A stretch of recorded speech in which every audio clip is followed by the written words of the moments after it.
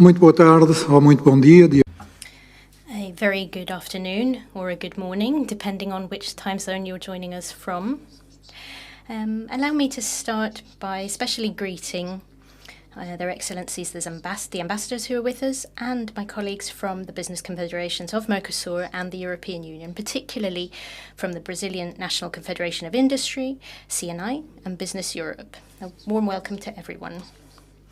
In November last year, Business Europe, CIP, the Business Confederation of Portugal, and the business confederations of the Mercosul countries met to reiterate their commitment and support for the EU-Mercosur Agreement. We committed to work together with public authorities in order to ensure a swift ratification and implementation of this agreement.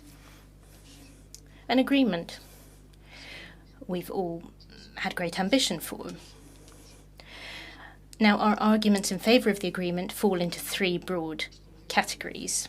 First of all, because strategically, in the current global context, this is the right step for both parties. Secondly, because the respective opening up of trade would allow for further leveraging the economic potential that exists and contributing to a swift exit from the economic crisis caused by COVID. Finally, because it is the most advanced agreement so far entered into by the EU in terms of sustainability, it would guarantee from the outset that the growth and employment generated by this agreement would be sustainable. Today, we're here again to contribute to and reiterate that commitment and highlight the importance of the Mercosur European Union Agreement with a particular focus on sustainability. We want to demonstrate that businesses on both sides are committed to sustainability with specific examples from different projects, business strategies, and examples of cooperation with our administrations. We want to show that growth and sustainability are not mutually exclusive. If they were, we, European citizens and European businesses, would not have signed up to the European Green Deal. European businesses also feel that Europe needs a new strategy for growth to transform the Union into a modern, resource-efficient and competitive economy. We cannot, however, nor should we go it alone. That would mean we would potentially lose everything. Either our efforts would be fruitless in environmental terms, or because we'd be unable to sustain our production in economic terms. Now, a few final words to just note the great efforts of the Portuguese government to ensure the swift ratification and implementation of this agreement. I'm certain that when we conclude this session, we will hear more about that from our Minister for Foreign Affairs, Augusto Santos Silva. Now, I close by wishing you a good conference, and on behalf of all the organisers, I'd like to thank the Portuguese Presidency of the Council of the European Union for all the support in carrying out this business initiative. Thank you very much.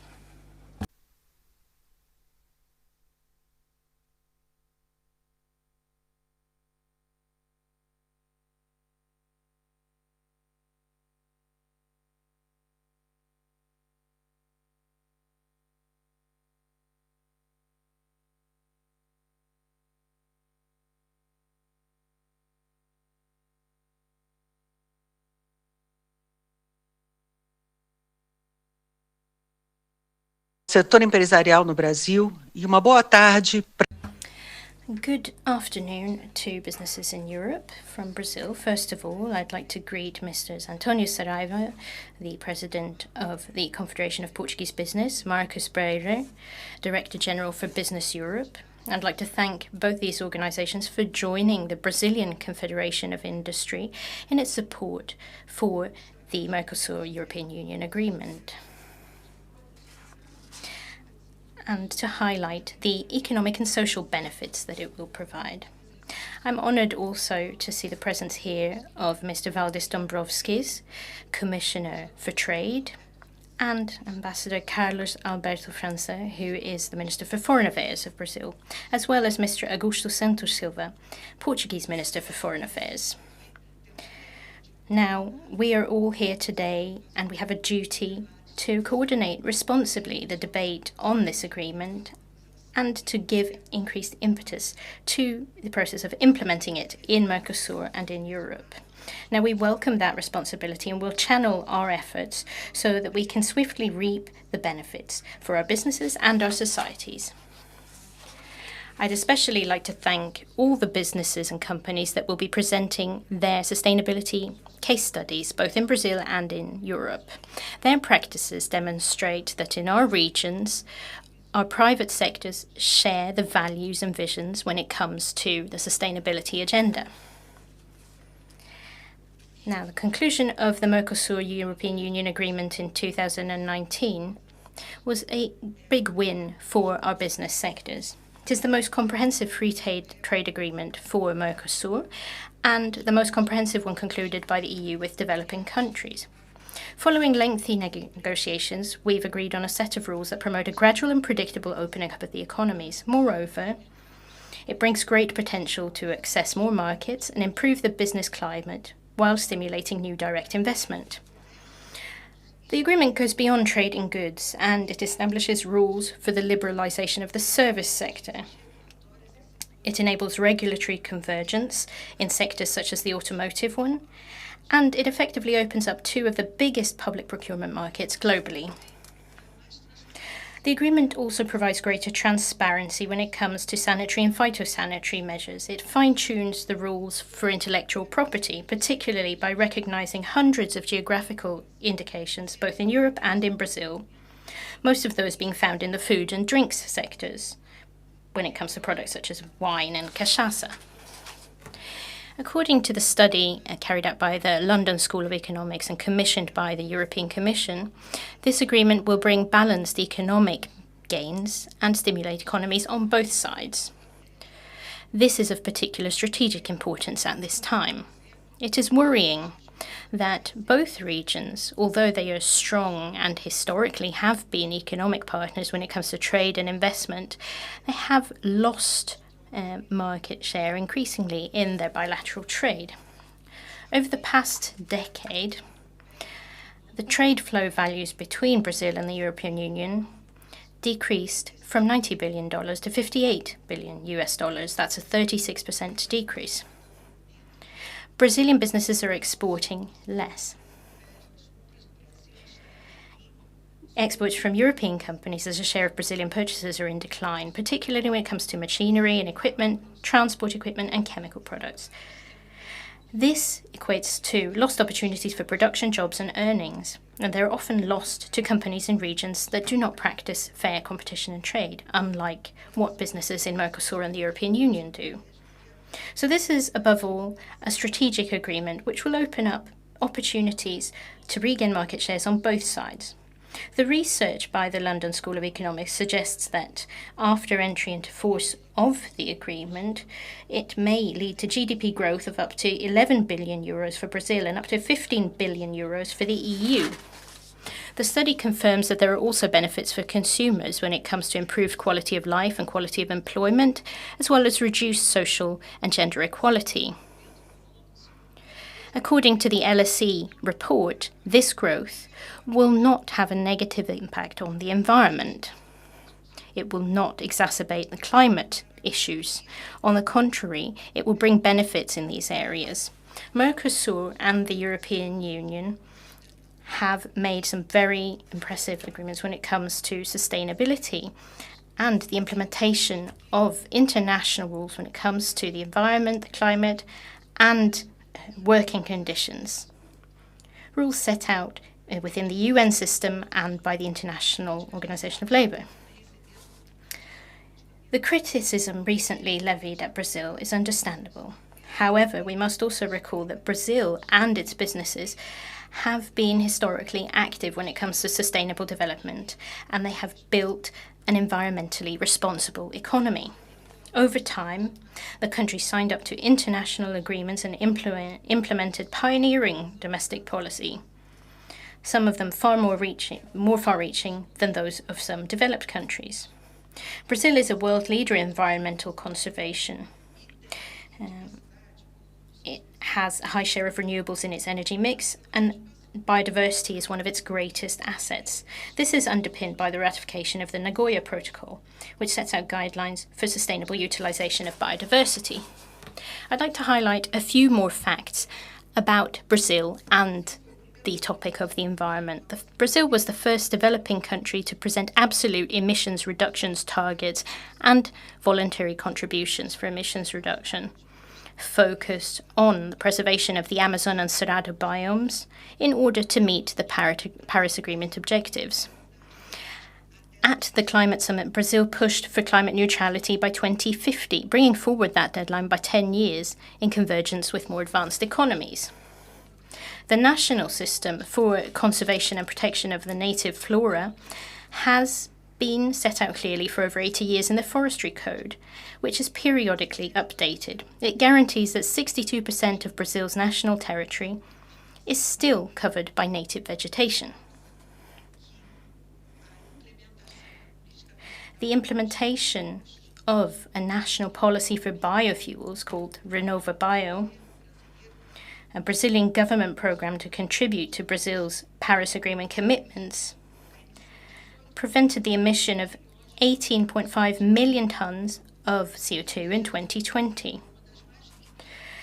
Brazil's energy mix is one of the cleanest in the world. Today, renewable sources account for 46% of the mix, while the average for OECD countries is only 19%. In Brazilian industry, 40% of the energy consumed comes from renewable sources. Finally, according to World Bank data, Mercosul emits on average 2.5 tons of CO2 per capita. Brazil's figure is 2.2 tons. This is quite a bit lower than the global average for emissions of 4.6 tons. Moreover, Brazil has lower emissions compared to other partners with which the EU has free trade agreements, such as Canada, whose figure is 15, South Korea 12.1, Singapore 6.7, and the EU also has an investment agreement with China, which emits 7.2 tons per capita. Ladies and gentlemen, joint action by civil society, business and governments based on real and well-founded information, which is what we are doing here today, constitutes the path to overcome obstacles and conclude the formalities of the agreement. Ratification will reaffirm our commitment to sustainability. It will promote a regulatory framework to lead to increased competitiveness and a retaking of market share, whilst we will have rules to follow implementation for every area. By taking real steps towards an entry into force in 2021, we send an important message to the international community regarding the Brazilian and European commitment to sustainable development and free trade. We at the CNI stand ready to contribute more information and work together with all interested stakeholders in order to ensure that our businesses and our societies reap the benefits of this agreement as soon as possible. Thank you very much.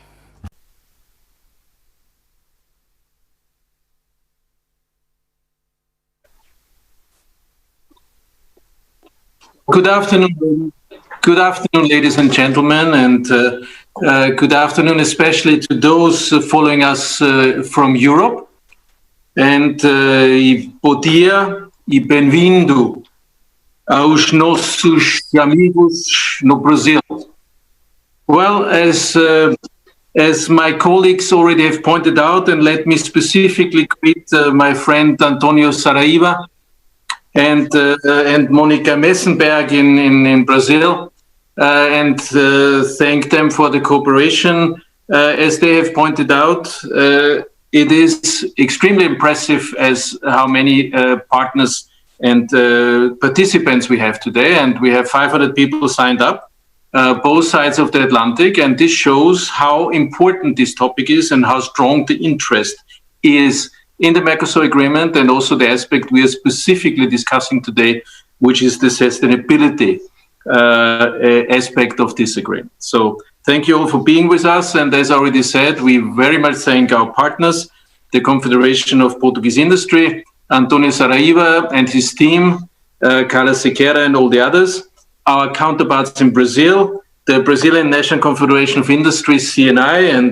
and our friend Monica Messenberg. So thank you very much. But let me also express the sadness that our colleague with whom we have worked so much over the last years, Kalush Abi Jaoudi, who would normally have opened this conference and who was really a strong supporter and driver of the relationship between Brazil, Europe, and Mercosur and Europe. He unfortunately recently passed away due to COVID, and this makes us very sad. And allow me to dedicate this very conference to our friend Kalush and to Kalush memory, and to the whole work he has done. And I would like to say thank you, Kalush. Muito obrigado, Kalush.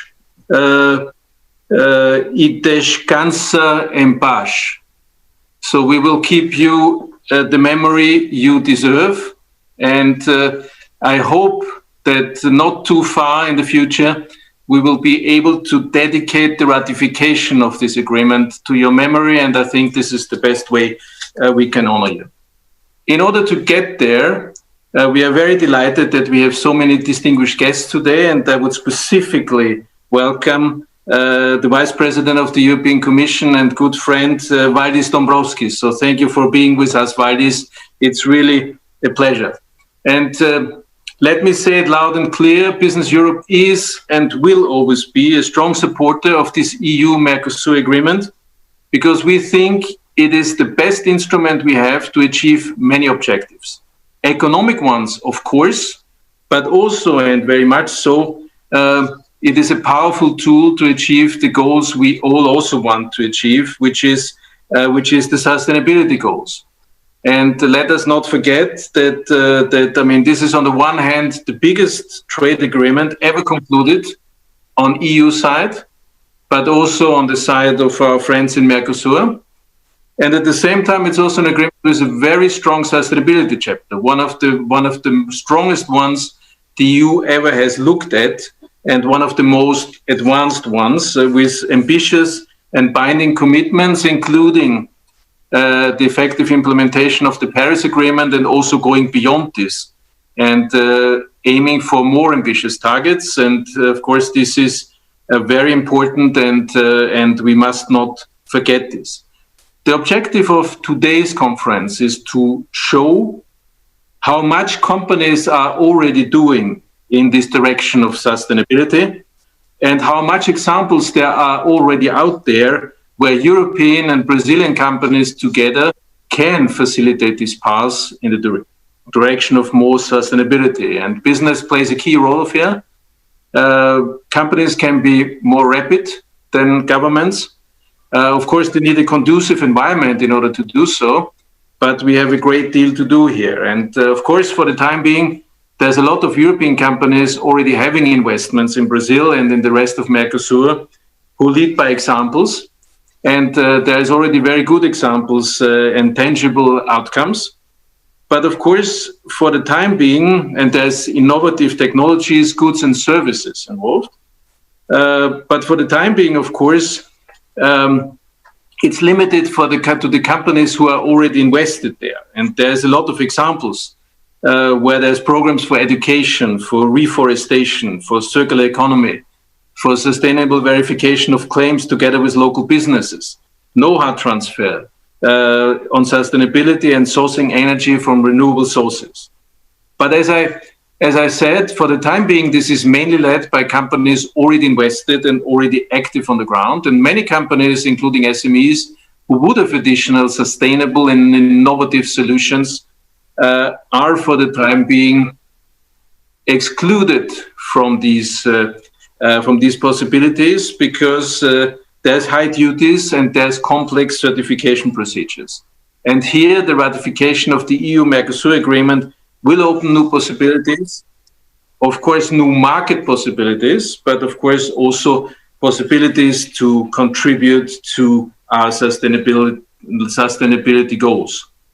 And we know that the high ambitions we are having and will be having in the light of the COP26 in Glasgow will only be achievable with a stronger cooperation between public and private sectors.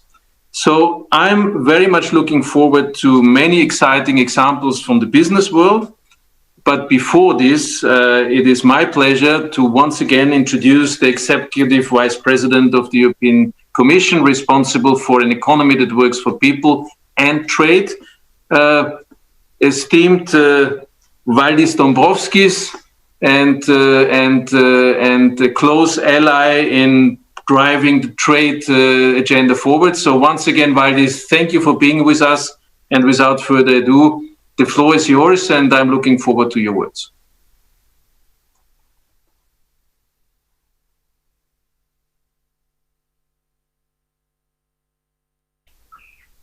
So, thank you, Markus. Ladies and gentlemen, first of all, I would like to thank the organizers of this event, Confederation of Portuguese Business, Brazilian National Confederation of Industry, BusinessEurope, in cooperation with Portuguese EU Presidency, for organizing this very timely event. As business leaders, you understand the importance of EU-Mercosur Agreement, both from the economic and strategic point of view. We are two regions that value acting in a coordinated and integrated way. This is why there is a great political value in joining forces and bringing our two sides together. And you have a crucial role to play in promoting this agreement. Mercosur is the largest trade deal that the EU has ever concluded in terms of tariff savings, up to 4 billion euros annually. We are the first partner to conclude an agreement with Mercosur, and that gives us substantial first mover advantage in the fifth biggest economy outside the EU. It's a landmark agreement. It took 20 years to conclude. It will bring real opportunities for companies on both sides, helping to create high-quality jobs in Europe and South America. Of course, the agreement is also a landmark in the context of our shared climate and sustainability ambitions. All signatories have signed up to the Paris climate targets. Our citizens expect us to follow through on these commitments. In Europe, the Green Deal aims to achieve carbon neutrality by 2050. Related commitments, such as Sustainable Development Goals and our planned carbon border adjustment mechanism, will all have an impact. Business and industry will have to adapt to this new reality. The basis for concluding the Mercosur agreement was that major economies like Brazil and Argentina made clear commitments on climate, environmental, and workers' rights. Indeed, the chapter on trade and sustainable development is one of the most advanced that we have ever negotiated. Unfortunately, more recent events have led to a negative perception in Europe about capacity of some Mercosur countries to meet their Paris climate commitments and environmental commitments more broadly. This is why the European Union has made it clear that we will need meaningful engagement from Mercosur on these issues before we can proceed with the ratification. In short, the economic and sustainability parts of this agreement cannot be viewed in isolation. We would need new tools to help us monitor and enforce the commitments on environment and climate. To move in this direction, the European Commission reached out to the Mercosur countries in December. They indicated their willingness to consider an additional instrument concerning, in particular, deforestation. The content and nature of this instrument is still under preparation.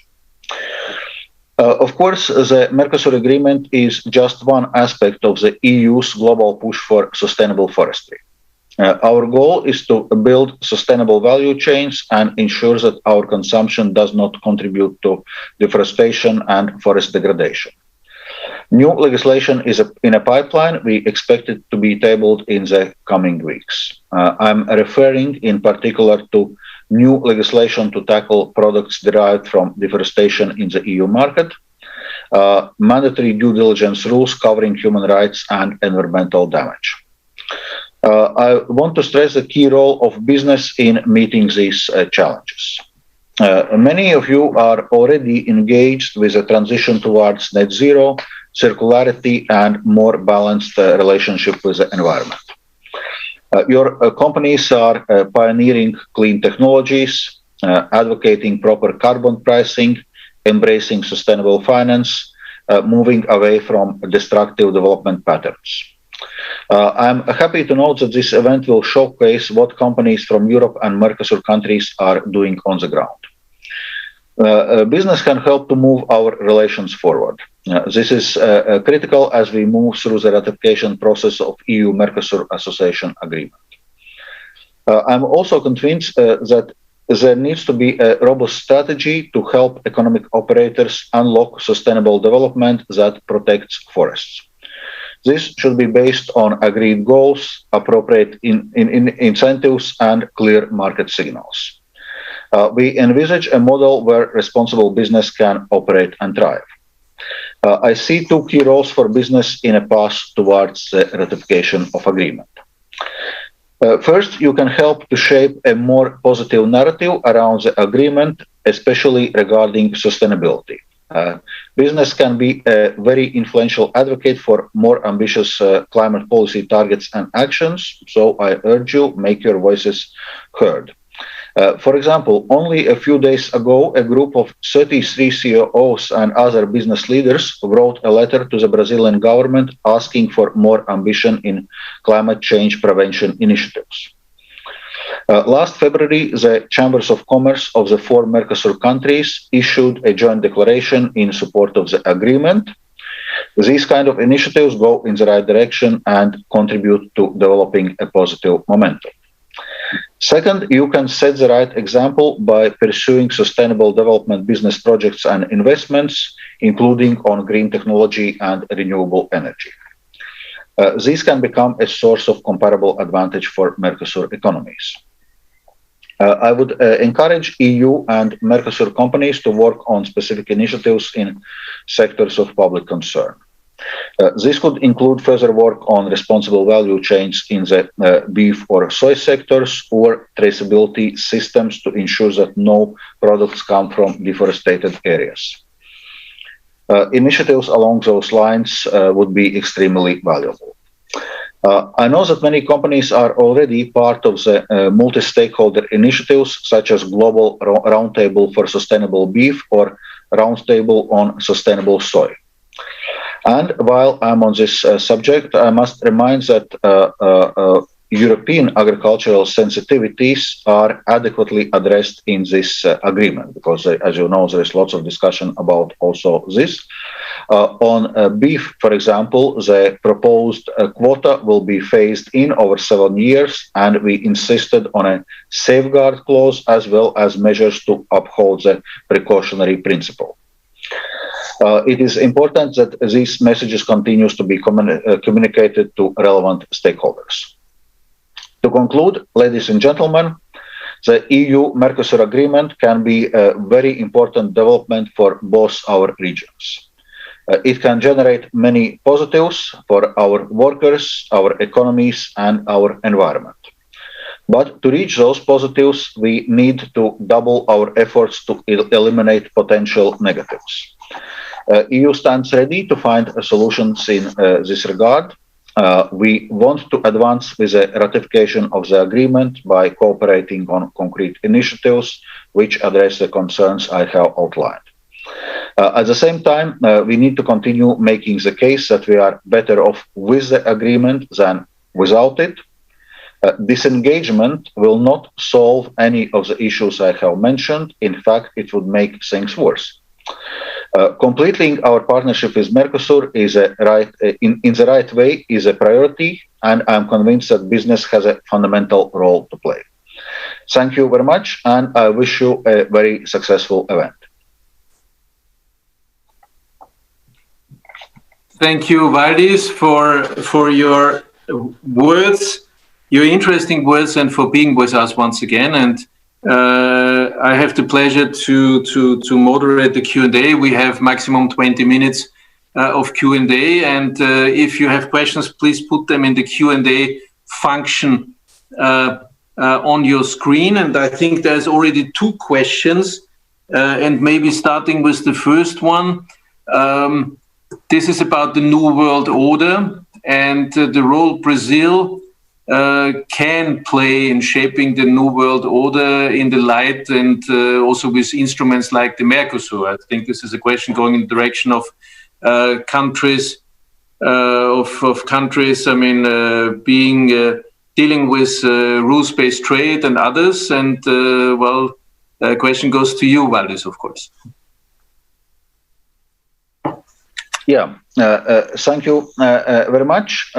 Well, of course, the reality is that the global trade environment is changing as we speak, and there are several challenges which are important to address. So first, it's very important that our trade policy contributes to the post-COVID economic recovery. Second, that the trade policy addresses the current challenges like climate change or digitalization of our economy. So we need actually to update the global rule book to be up to speed of these new developments. And third, we have noticed that in recent years, the global trade environment has become more confrontational. So we need to be able to navigate those more turbulent waters. And from that point of view, of course, it's very important that we engage bilaterally and multilaterally, and it's important that we continue to advance with our agenda on concluding free trade agreements. And I already outlined the economic importance of the Mercosur agreement, which in terms of tariff saving is actually the largest agreement EU has ever concluded, and also that we continue to cooperate in multilateral fora like World Trade Organization for the reform of World Trade Organization to improve its efficiency and bring it up to the speed of challenges and realities of the 21st century. Thank you. Thank you, Valdis. Maybe the next question is, what would be the consequences in your view of not ratifying this agreement, and specifically on the sustainability on the EU side and on Mercosul side? Or in other words, I mean, do you think that this agreement, the ratification, will add to the sustainability on both sides, and would there be something missing if we didn't ratify? Well, first of all, I would say from the European Commission side, we are committed to the EU-Mercosur Agreement and towards ratification on this agreement. So we will continue to work on this and hopefully arrive at a successful conclusion. But indeed, the key question here is sustainability concerns, which are raised by a number of EU member states, by members of European Parliament, also by broader civil society. So those issues need to be addressed. So there, on one hand, we already have a modern trade and sustainable development chapter in our agreement, which will actually help to improve the sustainability. On another hand, right now we are in discussions with Mercosur countries on additional commitments concerning specifically environment, so climate change and deforestation. So those are the issues which we need to address. So from that point of view, if we properly address those issues, EU-Mercosur agreement can play a positive role for the environment and for stopping the deforestation of Amazon. If we disengage, on the other hand, in a sense, we do not have any leverage and any instrument how to discuss those environmental and deforestation issues. And it's clear that if EU is not engaging with Mercosur, there will be other countries and regions which will be engaging. And this, I think it's a big question mark if those countries and regions will be so much concerned about environmental issues as EU is. Thank you, Valdis. So this means there's economic motivations, but also from a mere angle of sustainability, there's good reasons to ratify the agreement. And this makes me go to the next question, which is coming from Orgalim actually, which is the question how rapidly can we implement this agreement in order to allow EU tech companies to fully take advantage and also to contribute to the greening in the economy in the Mercosur countries. Of course, in order to implement it, we need to ratify it first. So maybe you have touched upon in your speech as well, but maybe you can describe us once again what is the next steps towards the ratification of this agreement or final conclusion, and then implementation in order to answer this question. Please. Yeah, indeed. So as regards the next steps towards ratification, so we are right now in the process of finalization of the agreement and so-called legal scrubbing of the agreement. And so those are, I would say, mainly kind of technical procedures which need to be done. And in parallel, we are in discussions with Mercosur countries on these additional commitments concerning environment, climate change, deforestation. So those two work tracks currently are going in parallel. So normally we would expect that the finalization and legal scrubbing of the agreement could be completed by the end of the year. So we have more or less the same timeline in mind as regards this additional agreement concerning the environmental issues, which means that we can then move forward on the ratification in the course of next year. So in terms of implementation of the agreement, well, it's clear that for this we need the ratification and for the agreement to enter at least in provisional application. Thank you. Thank you very much, Valdis. There was one question on deforestation in Europe, but it has been answered in the Q&A. Thank you for this. And maybe the next question. Let me just check in the Q&A to allow for one or two more questions. I mean, of course, there's still a bumpy road ahead to get it ratified, but maybe. What is the main challenges you will see in the ratification, Valdis, and how can business support this process optimally? Yeah, in terms of main challenges, so today's event focuses very much on the sustainability aspects and climate change and deforestation, because this is the one challenge which we need to address. I already outlined a broad number of concerns we are receiving in this regard from EU member states, from European Parliament, from civil society. So we need to address those concerns. That is one challenge. And in my introductory speech, I also touched upon another issue, which is agricultural market access. We know how sensitive those issues are. That's why I was emphasizing that in areas which are sensitive for the EU, we have been very careful with our concessions. So we use tariff rate quotas, which, for example, in case of beef, covers only like 1% of EU consumption. There is a phase-in period. There is a safeguard clause. So all in all, we do not expect that EU-Mercosur Agreement would lead to some kind of sudden surge of agricultural imports from Mercosur, but of course it's something on which we need to reassure relevant stakeholders and in a sense convince on the economic benefits of this agreement. Thank you. Thank you, Valdis. And this also covers a question which was touching upon agriculture in the chat. So I mean, there is one more question, of course, and relevant for the ratification, and meaning what is the role and relationship between the trade agreement, the trade part, which, if I understand it correctly, is possible to be provisionally applied, and the broader EU-Mercosur association agreement, especially when we keep the impact on ratification in mind.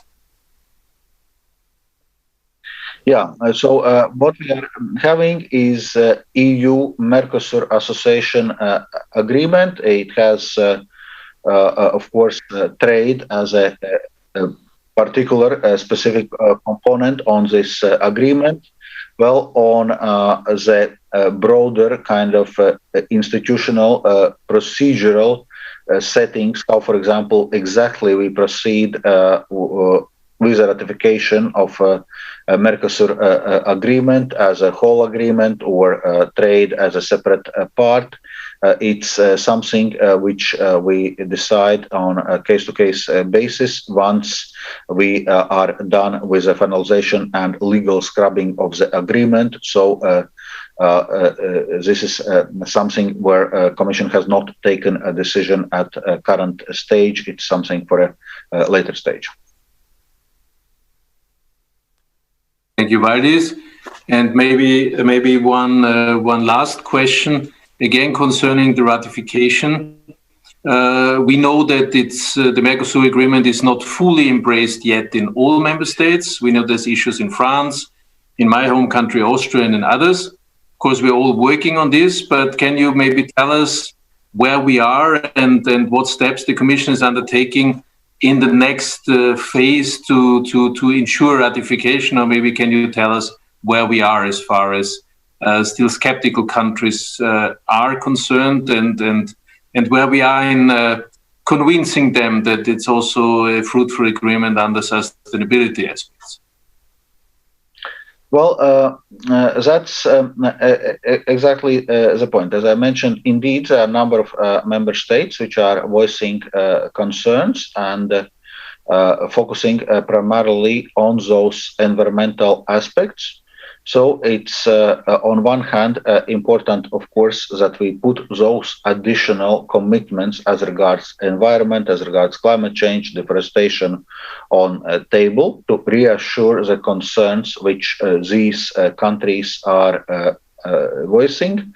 But on the other hand, I think it's also important that especially organizations like Business Europe are working with those countries also to highlight the economic benefits of this agreement, because otherwise the debate sometimes is somehow one-sided. So in a sense, opponents of this agreement are very vocal, whereas supporters of this agreement are relatively quiet, and what you'll get then in a so to say public sphere is lots of criticism and not so much making the positive case for this agreement. And there exactly, I think initiatives like this, where you as business leaders are discussing the agreement, highlighting the benefits of agreement, discussing also specifically sustainability issues in the context of the agreement. Initiatives are very valuable because they will help to create more positive narrative around this agreement. Thank you, Valdis. And you're very right, and you can count on us that we will continue to raise our voice also together with our member federations in the countries where there are still problems on the economic aspects, which are enormous. but also very much on what you rightly pointed out, that even from an exclusive sustainability point of view, there's a lot of logic in ratifying this agreement. I have no further questions in the chat. I'm just, or let me see, I think there's one popping up. So whether we can allow for a last one.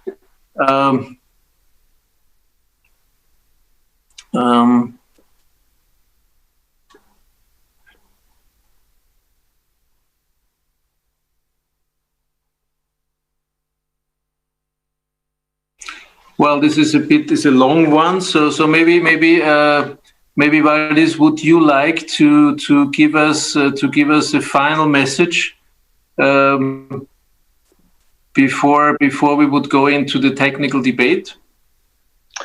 Okay, honorable colleagues, first of all, once again, I would like to thank you very much for this initiative, for this event. As I said, it's very important that you as business leaders are making your voice heard. As regards the EU-Mercosur Agreement, once again, I would like to highlight the major economic benefits which it can bring both to the EU and South America. We need to work together to address sustainability challenges like climate change. It's a global challenge. It's very clear that we are not able to solve it alone in the EU, because EU amounts only to 9% of the global emissions. So we need to cooperate internationally, and for the EU to be open, to work together with our international partners is very important, because that's how we achieve positive change. So once again, thank you very much, and I wish you a very successful event. Thank you very much, Vice President Dombrovskis. Thank you very much, Valdis. You can count on our full support, and please continue fighting for the ratification of this agreement. We all know how important it is, and once again, thank you very much for being with us. Bye-bye, Valdis. Thank you. Thank you. Bye-bye. Bye-bye. Thank you. And on this, I will hand over to our moderator today, Jana Dreyer, who will be the moderator for the panel with the entrepreneurs who will give us all the interesting examples we are all waiting for. Jana, up to you. Thank you. Thank you very much, Marcos. Bom dia, buenos dias, buenas tardes, bonjour, guten Tag. I'm very honored to moderate, to have been asked to moderate this panel. I think this is a very important occasion to actually hear business. We talk trade policy, and we talk all sorts of issues around it. But ultimately, this is also about business and what they do on a daily basis. So I'm very, very happy to moderate a session with companies from both sides of the Atlantic, operating in Latin America or across the Atlantic, and to have them explain exactly how they do work their way to fulfill various sustainability goals, and in what sense the Mercosur Agreement could help them fulfill those goals. We have 1 hour, about 1 hour, so it's going to be very short, and we have a big, very long lineup of speakers, 6 CEOs or board members. So this will be a very tightly rhythmed session. So let me very briefly name you the speakers. We will have first Michael Heinz, who is a responsible board member for South America at BASF, German chemicals and other product conglomerate.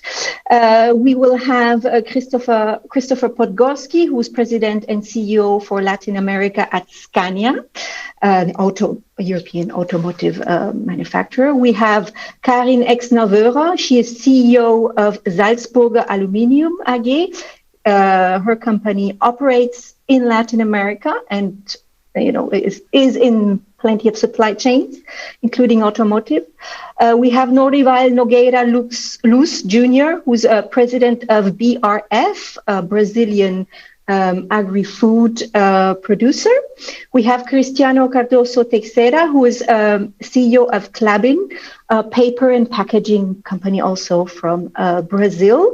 And then we have Liam Condon, who is member of the board of management of Bayer AG, to end up again with an industry that is at the heart of many of contemporaries' discussion about sustainability. But let me start maybe with Michael Heinz. I hope you are, Mr. Heinz, you're there. I am. Good. Very nice to meet you. Mr. Heinz, the floor is yours. Please tell us how your company operates in Latin America, how it sets sustainability goals, climate and others within the context of the whole global push we are witnessing right now, and in the context of Mercosur. You have exactly 5 minutes. Okay. And I will have to be strict, sadly. Then let me get right to it. First of all, thanks for putting this panel together, and I'm truly honored to be a participant. Before we begin, I would like to also issue our prayers to the family of Mr. Carlos Abijoadi, because we have worked with him very closely over many years in Brazil. So that doesn't make it that easy to go into the statements that I'm about to make. But first, a few words about BASF in general. BASF is the largest chemical company in the world. We have been in existence for over 150 years, and today we count round about 110,000 employees all over the world. Our net sales are in the magnitude of 60 billion euro in 2020. And we have our portfolio organized along 6 different segments. But the easiest to remember is that we do chemicals. So we have an upstream type of business, and they sell to the merchant market, but they also supply our downstream segments with raw materials. And those are segments that are much closer to the end consumer, such as nutrition and care, or also agricultural solutions. In Brazil, we have a long-standing history, not quite as long as in Europe, but in 2021, we will celebrate our 110th anniversary. In Brazil, we have net sales of around about 2.6 billion euro, 8 production sites, and employ more than 4,200 people. Now, what's slightly different to the rest of the world, where we are a B2B company, is that in Brazil, we are a little bit more a B2C company. And that is driven by 2 businesses that are very strong in Brazil. One is Souvenir, which you probably know, our deco type of business in Brazil, and then also our agricultural business. And our Brazilian organization is also the breeding ground for many new ideas for BASF globally, because of this customer centricity, particularly in the area of digitalization and innovation. Sustainability is at the core of what we do. It's also embedded in the purpose of the company. That's why we call ourselves BASF. We create chemistry for a sustainable future. We committed to this carbon goal of net zero CO2 emissions by 2050. And we also put some serious commitment behind that by saying that we will invest up to 1 billion by 2025 and another 2 to 3 billion by 2030 in new technologies such as methane pyrolysis or electrifying our crackers here in Europe. We are basically providing solutions to our customers that are in a whole range of different type of sectors. Now, you said sustainability, and what is our sustainability contribution? Now, first, let's talk about sustainability in Brazil overall. Then we need to talk about Brazil's natural resources, for example, energy. Nearly 80% of domestically produced electricity used in Brazil comes from renewable energy already. So Brazil is one of the countries of the highest potential for hydroelectricity worldwide. Now, we have 2 areas where we contribute to sustainability in Brazil. One is certainly by driving sustainability initiatives on our 8 production sites, where we reduce water usage, waste recycling, and conserve natural resources. So we were really the first chemical company to be certified by ISO 5001 for energy efficiency in Brazil. Now, when it comes to sustainability contributions to customers and to markets, we obviously support many of our local players in Brazil with some innovative ideas and solutions. And let me just provide you with 2 examples. One is in the ag sector, where we promote a lot of sustainable agriculture, something that you will also hear later by Bayer. So we have this sustainable solution steering, where we will increase the share of our sustainable solutions by 7% per year. We also introduce a lot of digital type of solutions where we implement resource optimization, which basically means producing more with less. So we also provide other industries, such as the home and personal care industry, with a broad portfolio where we produce, for example, semi-ready formulations that reduce the carbon footprint and the energy consumptions. So there's a lot of stuff that we do. We also engage in circular economy initiatives jointly with our industry partners, where we look, for example, at waste recycling capacity, in particular in plastic. And we have also founded in 2005 this Fundação Espaço Eco in Brazil, which is a non-profit organization that provides know-how transfer to customers and everyone who is interested to work on sustainability topics in Brazil. So we were, as the first chemical company ever, selected as the Sustainable Company of the Year 2019 by the most important Brazilian business magazine, Exame, which also shows how serious we are when it comes to sustainability contributions. So I know my time is pretty much up, so let me close with the following remark, because we're not just here to talk about our companies, but also stress one more time that we are a strong supporter of the Mercosur Agreement, particularly as a company with global reach and value networks, because we believe in the value of stronger cooperation between Europe and Mercosur, not only in economic and trade terms, but also in environmental, social, and political issues, because it would help to disseminate sustainable ideas and practices more quickly, and that would be to the benefit of the European Union, of the Mercosur, and let me also say, of the entire planet. Thank you very much. Well, thank you very much for this. And maybe I'll pick you up on this more precisely. What is it more specifically about the Mercosur agreement that you would, beyond the ideas spreading? What is clear, obviously, is that it would promote technology transfer. It would also increase economic growth. And when you look at a couple of the examples where I stated also on sustainability, when you have trade type of barriers, then these sustainable solutions that one provide that originate in one side or the other then become more expensive for our customers. Yeah. Okay. Basically, more effective inputs. So I'll mute myself while others talk. I think that helps, right? Okay. Good. Well, thank you very much. Now to Christopher Podgorski, President and CEO of Latin America for Scania. Mr. Podgorski, do we have you? Yes, you have me, Jana. Yes. Good.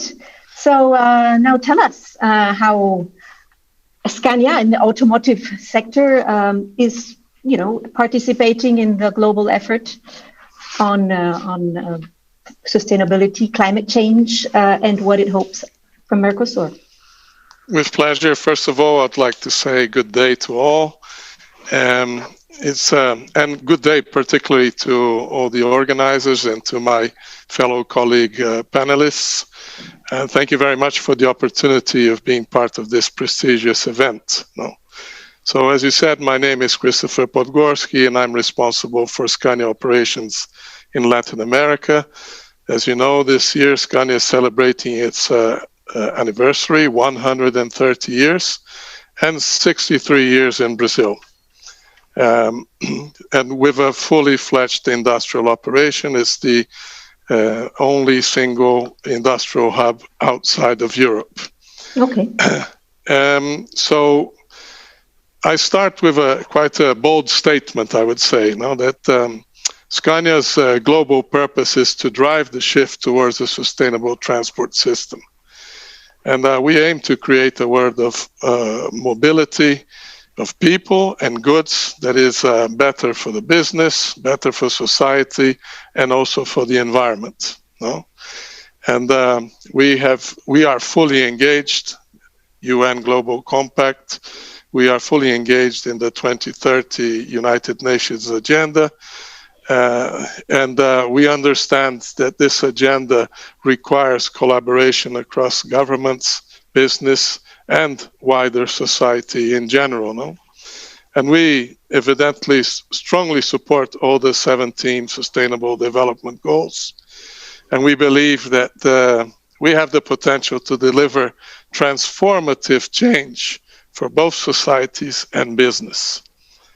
Advances in the transport industry will play a very important role to achieve all of the SDGs I mentioned. And Scania is fully committed to the role it can play as a partner in delivering on the 2030 UN agenda and all the Sustainable Development Goals. Now, if we go straight into the industry itself. Throughout the history, we have realized that our business moves the economy, but amongst the decades, it also has generated quite a burden for the planet. So we understand we are part of the problem, and some years now, we have decided to be part of the solution. So we understand that transport in general, land transport, air transport, maritime transport, they are responsible for some 14% of the CO2 emissions.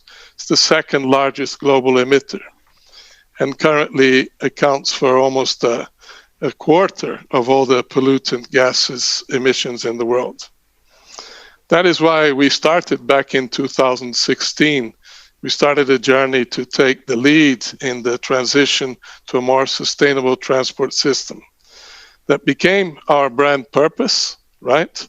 And has since been integrated fully into our company's strategy. So, how do we transform a purpose into, or a concept into reality?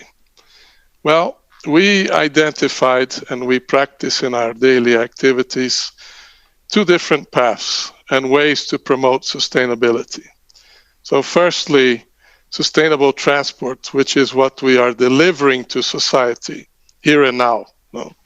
So sustainable transport is all about moving the people and the goods while contributing to the economic and social development without jeopardizing human health and safety, or even endangering the environment. And this approach is made based on three pillars.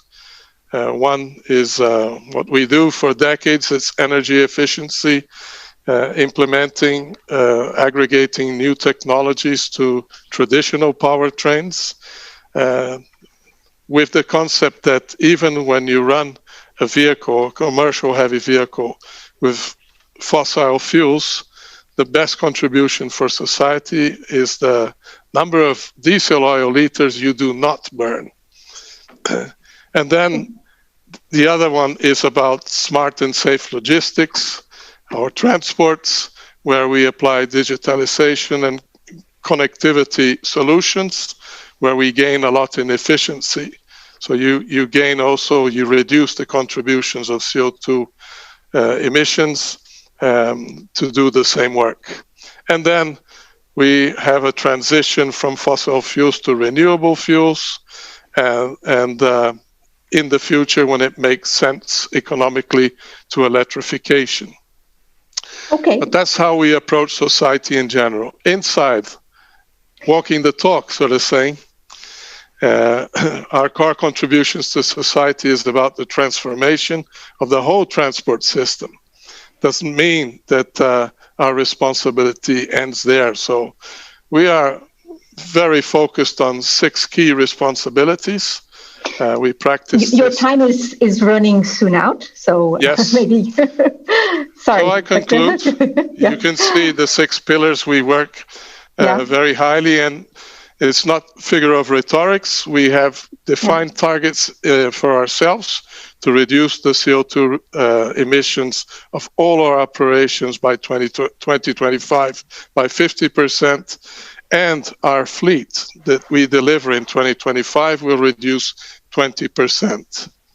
So to finalize and related to the free trade agreement, my statement here is that we fully support it, okay?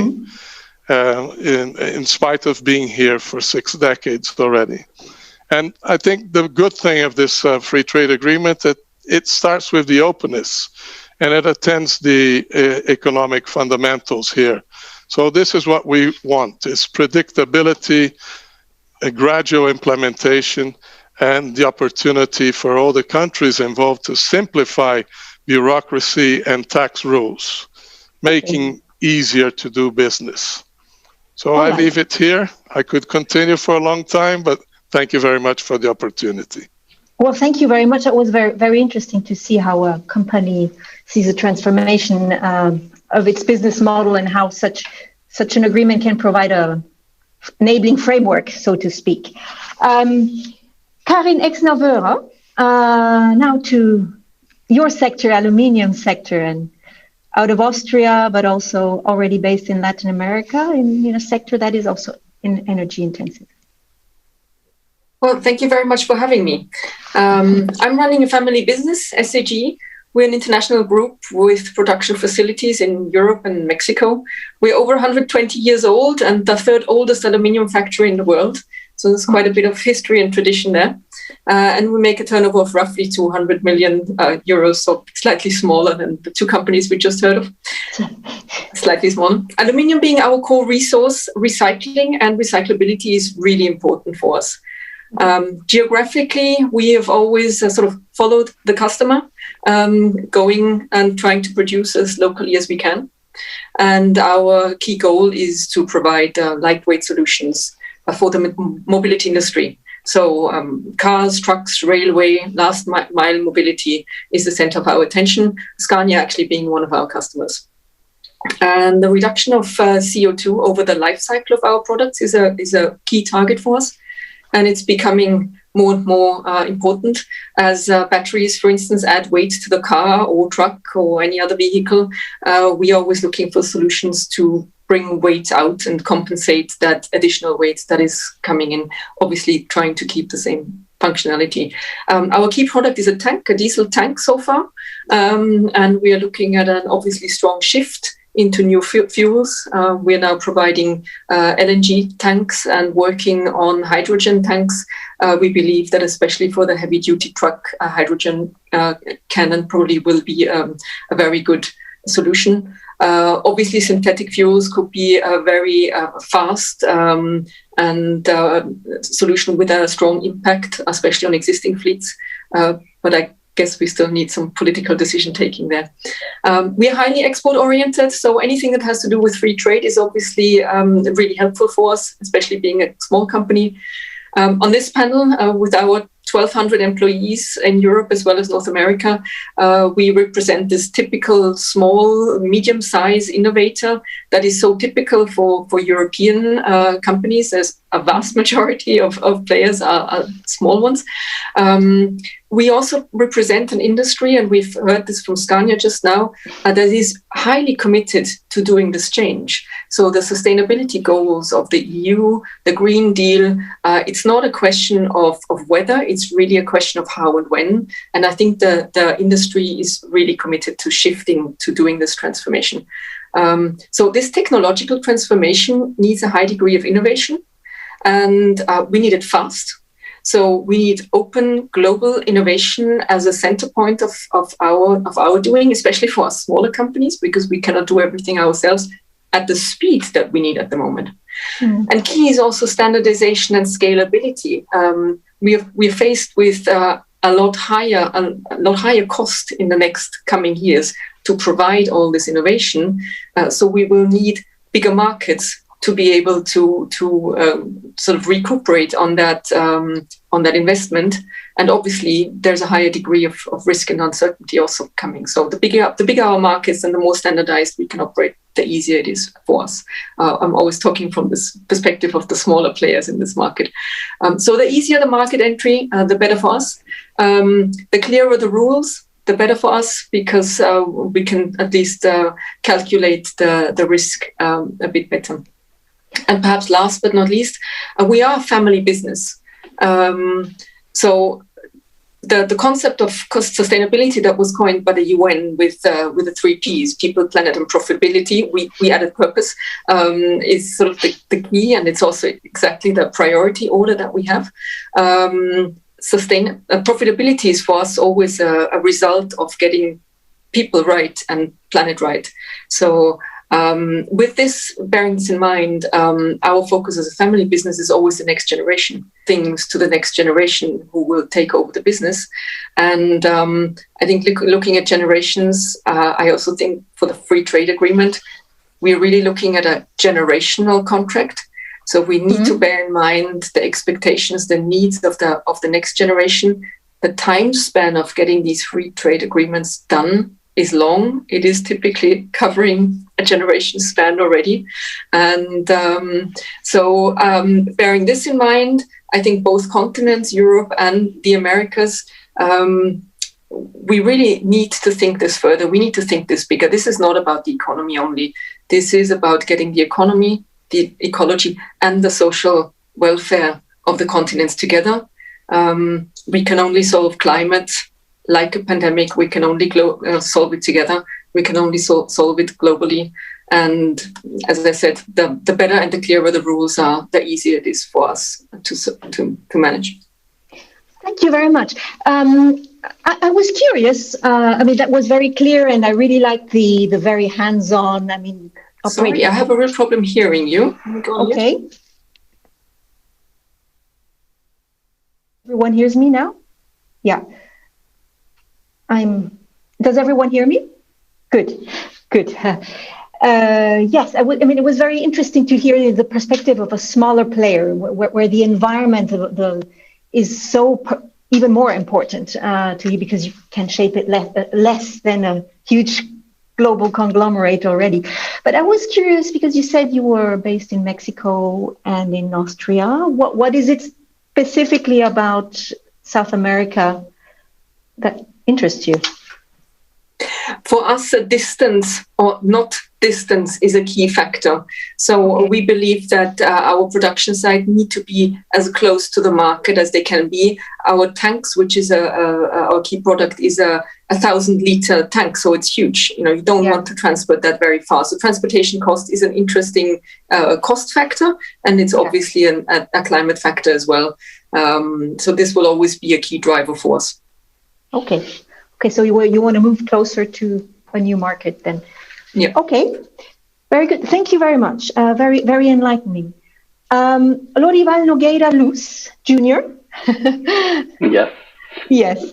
Now we hear a Brazilian perspective, very local perspective. Why don't you introduce us to your company and what it is doing in terms of sustainability as a Brazilian company, and what it hopes out of Mercosul? And in only 5 minutes, please. Okay, I'll try to do my best. First, thanks you all, thanks CNE and Business Europe for this insightful discussion. It is even. I first also would like to pay my tribute to Mr. Carlos, who had worked hard through all the improvements that we had in this agreement. But unfortunately, he left us last week, victim of the COVID. So my tribute to them and to his families and to everybody that knew him over the time.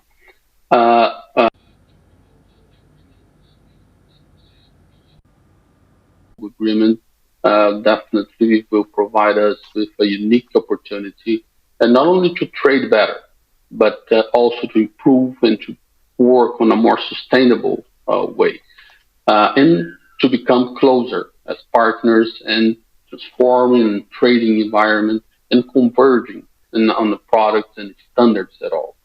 And talking about BRF, first we are focused on chicken and pork and turkey products and all the food products related to those proteins.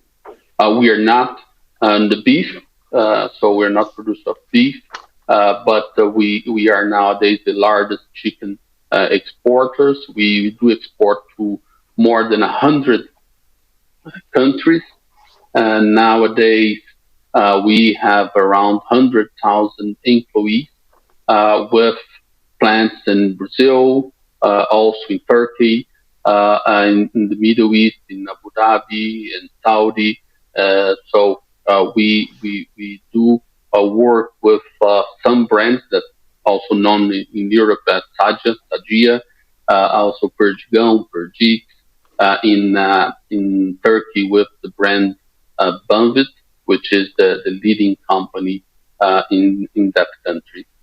Our strategy over the next 10 years will be guided by the sustainability. This is what we released last year in December under our 2030 vision. So it's all based on that. And for sure, our European and Brazilian consumers, they have a lot in common. And they care about the same, worries about climate, environmental, animal society, and so on. And then I will maybe give you some examples what we have been doing here on this area. One of our first main priorities here is the use of renewable energy sources. That nowadays accounts for over 90% of the total energy consumption that we use in our operation. This is basically a reflection of our practice, such as the use of renewable fuels, reforestation, lands that we maintain here in the BRF. We own about 30,000 hectares of eucalyptus plants in 8 states across Brazil. To work on that, we are definitely committed to increase and incorporate clean energy sources. We have a commitment to increase our self-production of electricity in clean sources to 50% by 2030. So we increase by 2030. And promoting also a 20% reduction of the intensity of our scope 1 and 2 emissions. And we have on this journey some examples that what we are already doing here. Just to let you know, we have around 10,000 integrated farmers that work alongside us to produce the chicken and pork and so on. And we have just signed and launched an agreement with Banco do Brasil, of course here in Brazil, that we will provide almost 200 million reais for those integrated farmers for the installation of solar panels in all their property. So what we want based on that all of those integrated farmers, they become self-sufficient in energy, clean energy, and with the solar energy. But doing that, we are providing access to the funding on a more competitive way with lower rates, longer tenors to pay back those investments, and with the commitment from ourselves to keep the strong relationship that we have with them. So this is, for example, some of the initiatives that we have been doing, not only for us, but also with our integrated farms. But it's not only that. We also have here a code of conduct that we only purchase grains from companies committed to preserving forests and that comply with our production requirements. So we do have internal standards here to make sure that all the grains that we buy and that we use to produce the feed for the animals, for our animals, are definitely approved under some standards and the environmental legislation. So this is a kind of initiatives that we believe that we must keep doing, and we are doing, we are committed with, and we do have to show, to all our customers and to the countries which we export the way we are doing business. Because sometimes, all this kind of information are not disclosed at all. And I think that we must show that companies such as BRF, and there are other companies here, we are definitely committed with the targets, but more than that, we are doing already, initiatives that will reach those targets. So that's, I think that it's important to mention, and I'm sure that the agreement between Mercosul, Brazil, and Europe will drive for new opportunities for both regions in the near future. Thank you very much. It was very, very enlightening also on how you think about the whole production process. It's, the whole chain there. I have a little bit of question more on Mercosur, ready? Especially since we sit in Europe, where there's, on the one hand, there's a variety of issues that one needs to raise with your type of industry when it comes to entering the EU market. So the SPS standards, the environmental requirements, quotas, etc., etc. What is it about the Mercosur agreement that would facilitate your entry into the market, if at all? Do you think it's necessary? And how much is what is coming in terms of sustainability requirements in this agreement already shaping your market approach to the European market? Well, for sure, definitely. The agreement will help and will support all the trade relations between those countries, and establishing, the criteria, the parameters, and the way to do that definitely will help us to move fast on those initiatives. For sure, for us, it is important to have the European market open for us. But it's not only for us, it's for the both sides. Because at the same time, we will be able to export quality food to the European market that will be available for the consumers, and then they will also have an opportunity to have this quality food, nutritious food, and with more competitive and affordable prices. So I do believe that an open market, it's key to keep improving the quality of what we produce. There's more competitive competition we have, we will sit and we will be challenging ourselves to provide better products with better quality, with more nutrition, quality food to everybody. And at the same time, our consumers will have access to different prices, different products at affordable prices, and on a more competitive way.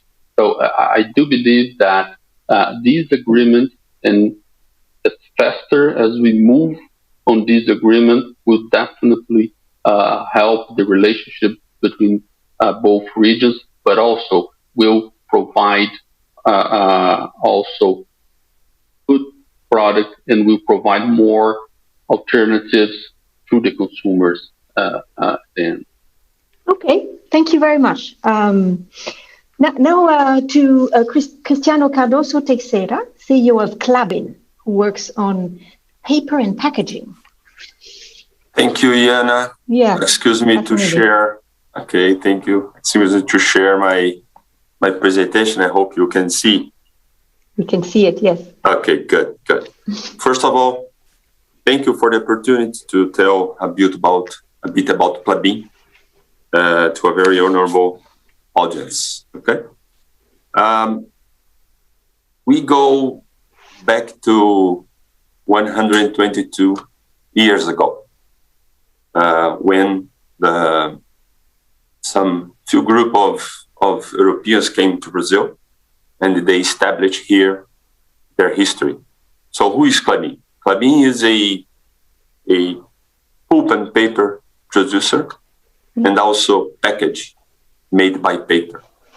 So we do our own forest, we produce the pulp, and then we also integrate the pulp in paper, and then we integrate the paper in package. And who is our end user? BRF, for example, or all the 100 consumers in Europe. I'm going to jump in order to obey Ayana 5 minutes, but this is our aspiration. You can read it later. This is just the most important acknowledgements and commitments of Klabin. Here I call you to pay attention to Dow Jones Index.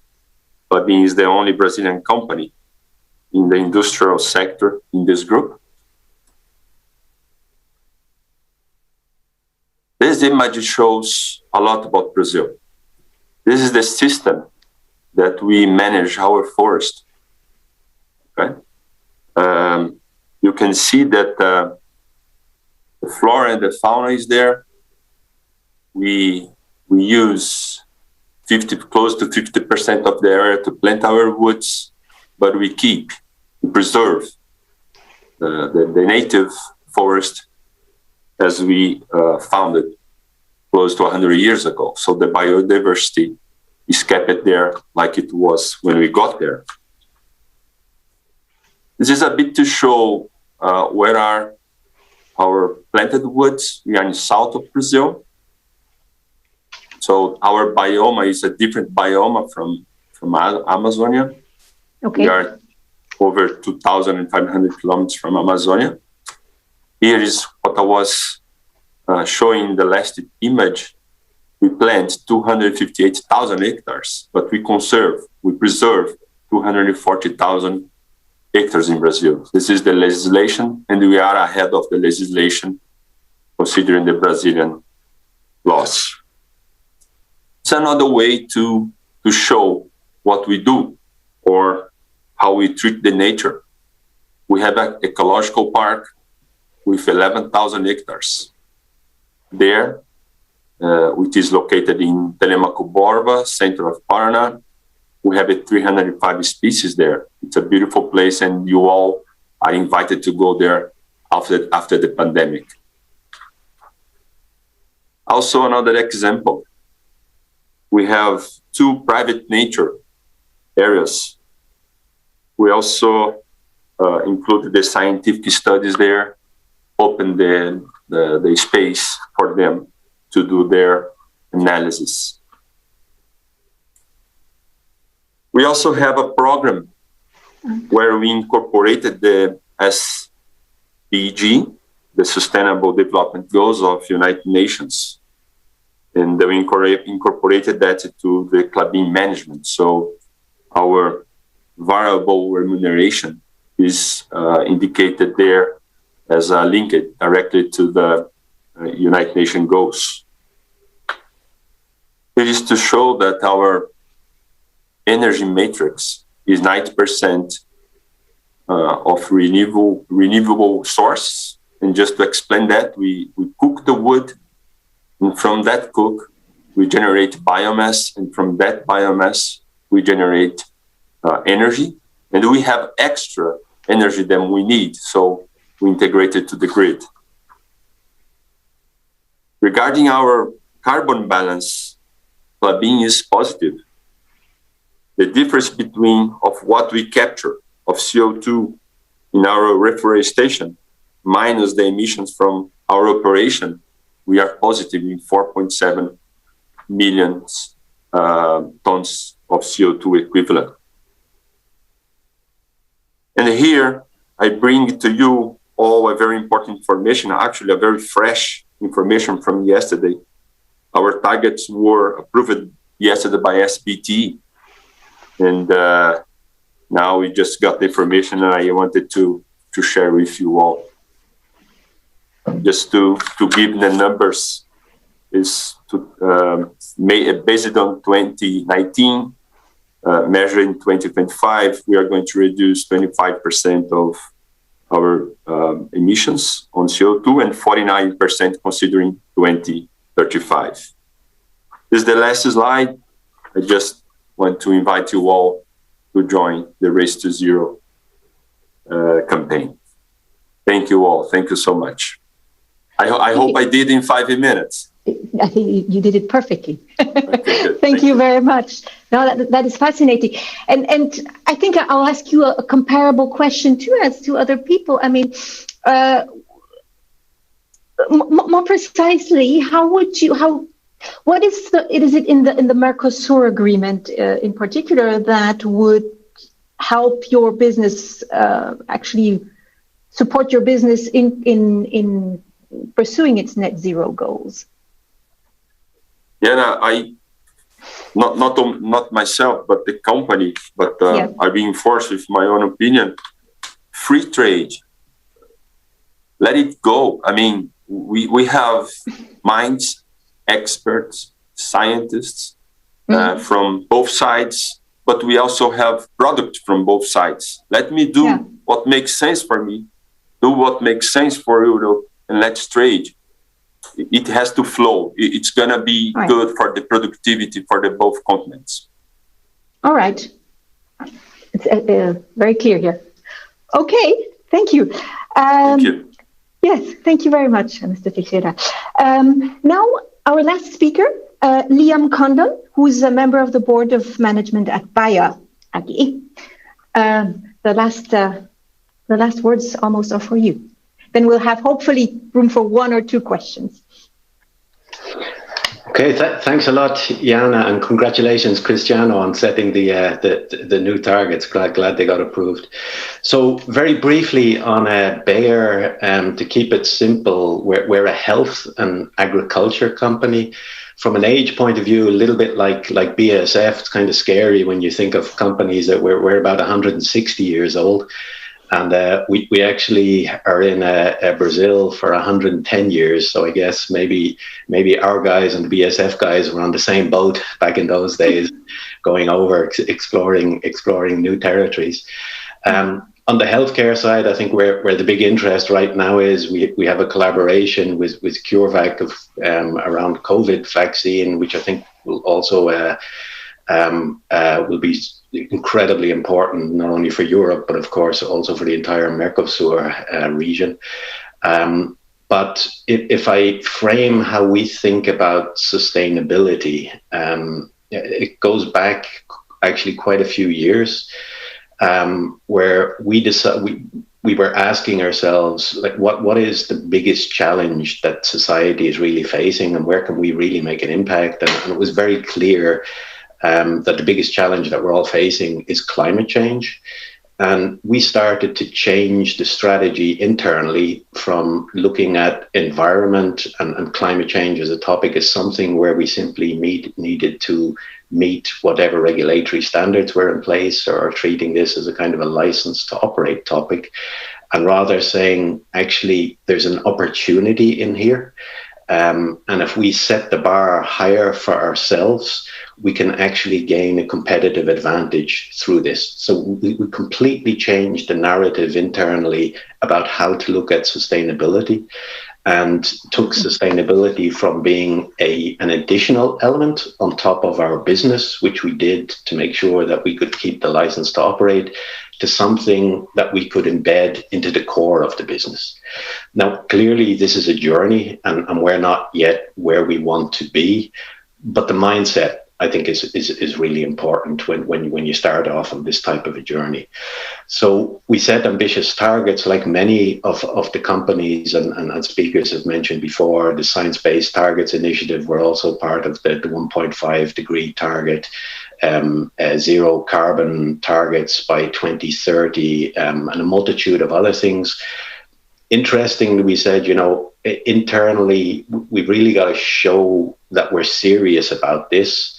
So we did a few, you could call them smaller things, but they got noticed.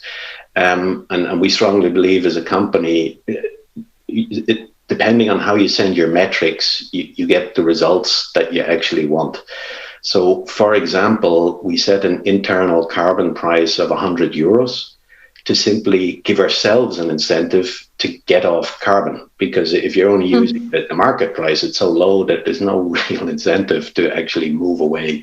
So this gave an internal incentive to move quicker than we probably would if you were just using market prices. Another example is we've embedded sustainability targets into managerial compensation.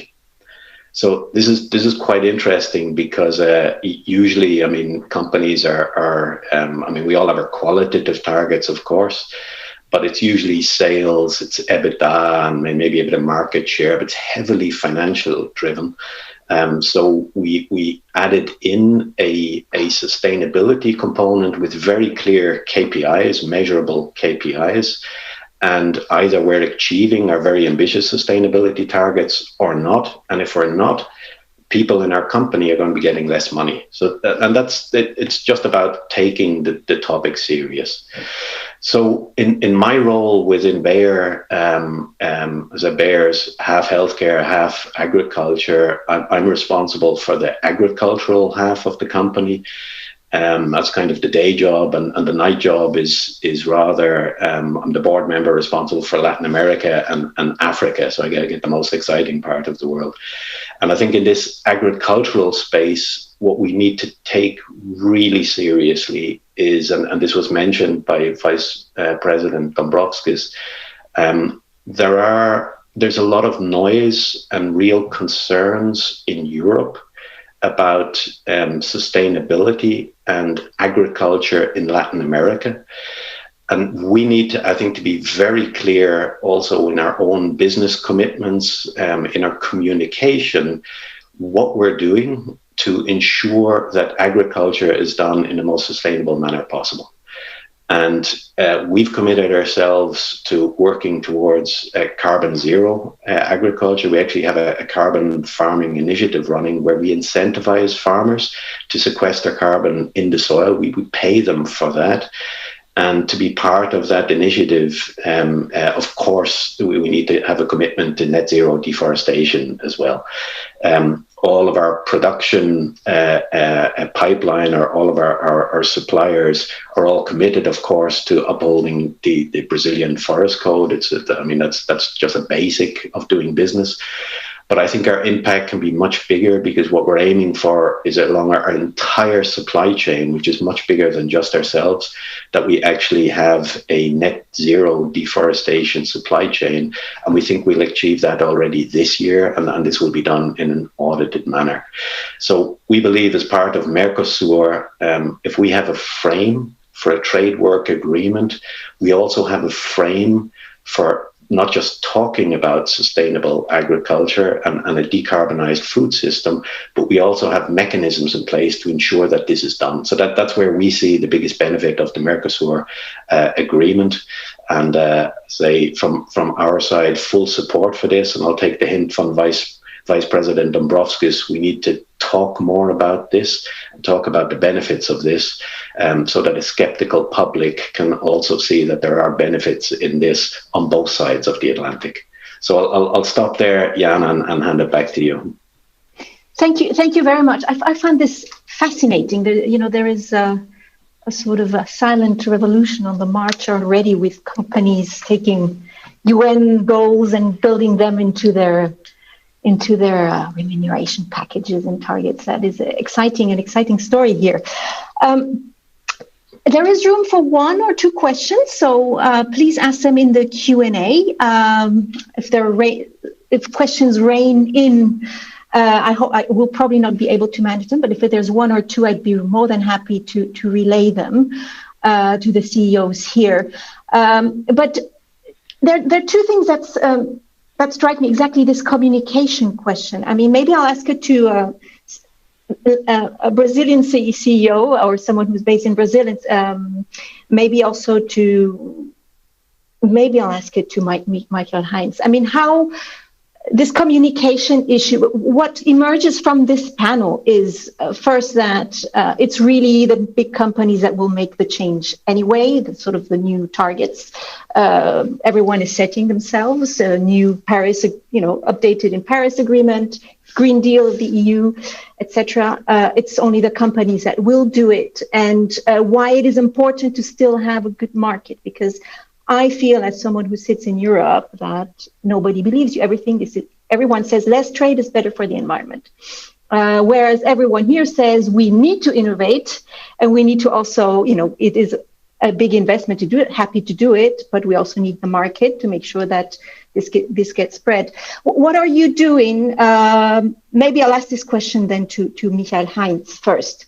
What are you actually doing in Europe, in your home country, in Latin America to get this kind of message across? What is it in terms of a communication strategy that you think? I think Liam put it perfectly. I mean, we have to put our mouth where our actions are, So it's just, we have to talk more about the positive examples of what we can bring to the table and kind of create a little bit more balanced coverage of the total issue. So of that issue which is at stake, and then basically kind of vaccinate this whole debate from becoming sometimes a little bit too ideological.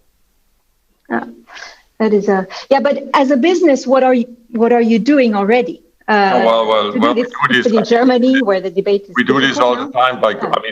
It's obviously we do our business, but at the same time we also talk to important stakeholders, whether it's in Brussels or in Germany, and we basically provide the same type of examples that we have stated today.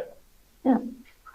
And maybe I will ask maybe the same question to Cristiano Teixeira here. I mean, what is it in terms of the communication, also in Brazil itself, but also vis-a-vis the European partners? How do you build that case for this trade? You have to. I was going to say you have to kill a lion every day, but probably for the environment, it's not a good example to tell. But actually. We are here in Brazil, and when you go to media all over the world and a lot in Europe, you are focused a lot on Amazon situation, and we have to explain every day that we are not doing that. That action that you are watching is illegal. I mean, you have to. The application of the law, which is should be the priority of any leader, any government, is what we expect. But we are not there, and we are not doing that. We are taking care of the areas where we are. We are preserving. We are producing energy, and we are producing renewable package. That's our message, and we are spending. Every day, a lot of time and money to convince that we are doing the right thing and we are the right partners. All right. Okay, there is one anonymous question that came in. And that the question is, what can the agreement actually change in practice for your respective companies? maybe I'll ask some of the companies that have not yet had questions, follow-up questions from me. Maybe then Christopher Podgorski, can you go again into details on very concretely the agreement itself? What are the 2-3 areas where you really think it's going to make a difference? No, as I mentioned in my brief presentation, sustainability is totally integrated into our strategy. A clear strategy until 2025, where we do see a big shift in our industry, a lot of disruptions. But the free trade agreement, in essence, I think will put the ESG agenda on a higher level, will be in the spotlight. I mean, the level of maturity of the society in general in Brazil should increase, should grow, not only the ones around this table, but in general, so that population in general, society in general, really understands the value of having a sustainable approach from now and into the future. Okay, so maybe I'll ask the same question. What can the agreement actually change in practice for your company? I'll ask it to Lorival Nogueira Luz Jr. From BRF, maybe and we'll probably stop then here because we are coming to the end of the conference. Thanks, Yana, and I'll take the opportunity, to maybe try to answer also the first question with regards to communication, because it works for both. I think that the more transparent we do have our communication, and based on facts, even the goods and bads, but not only the bads, because we do, both sides, we do a lot of things very good, in a good way, in terms of sustainability, in terms of quality, and so on. And I think that we must, it is our responsibility to provide to the consumers and to the population with the right information, and not only with one side of the information. As more as we do that, we're going to improve the relationship between the two regions. And at the same time, we'll foster this relationship with better products, with improving our quality, and the competition will provide better products for both sides, population in Europe, population in Mercosul. So this agreement, we have to work on that to make sure that we will open, the relationship and open the trade balance between the two regions, to provide more and more products that will definitely help the development of the two regions. And I will, in terms of transparency and to make sure that we provide all this kind of information by coincidence, but not that much coincidence. Today, we are releasing our sustainability report, our integrated report, that will be available after 6 p.m. Brazil time in our website, so www.brf.com. So you are all invited to take time or take the weekend to read it all. Well, thank you very much. I think we will do that. Thank you. That was really exciting, really interesting to see how businesses really operate with this whole sustainability agenda. Thank you. So I'll now thank everyone. We cannot do a round of applause, but let's do it symbolically.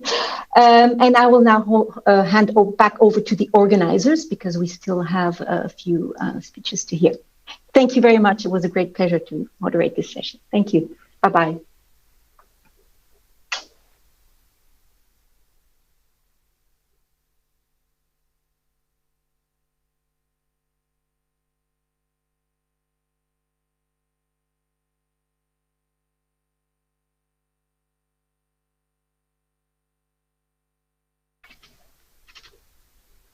Hello, do we have...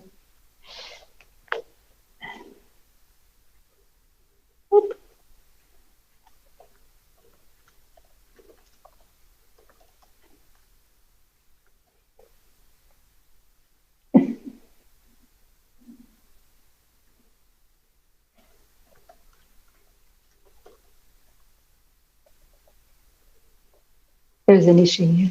Up.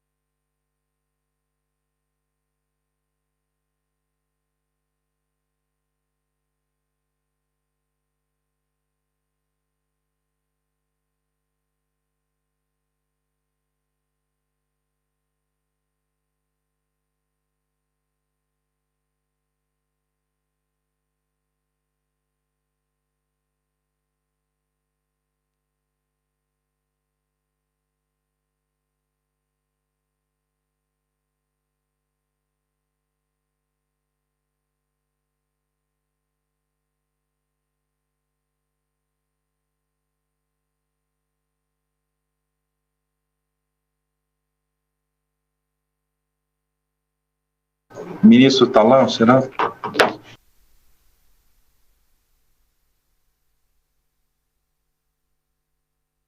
Cumprimento inicialmente Sua Excelência, Sr. Dr. Augusto Santos.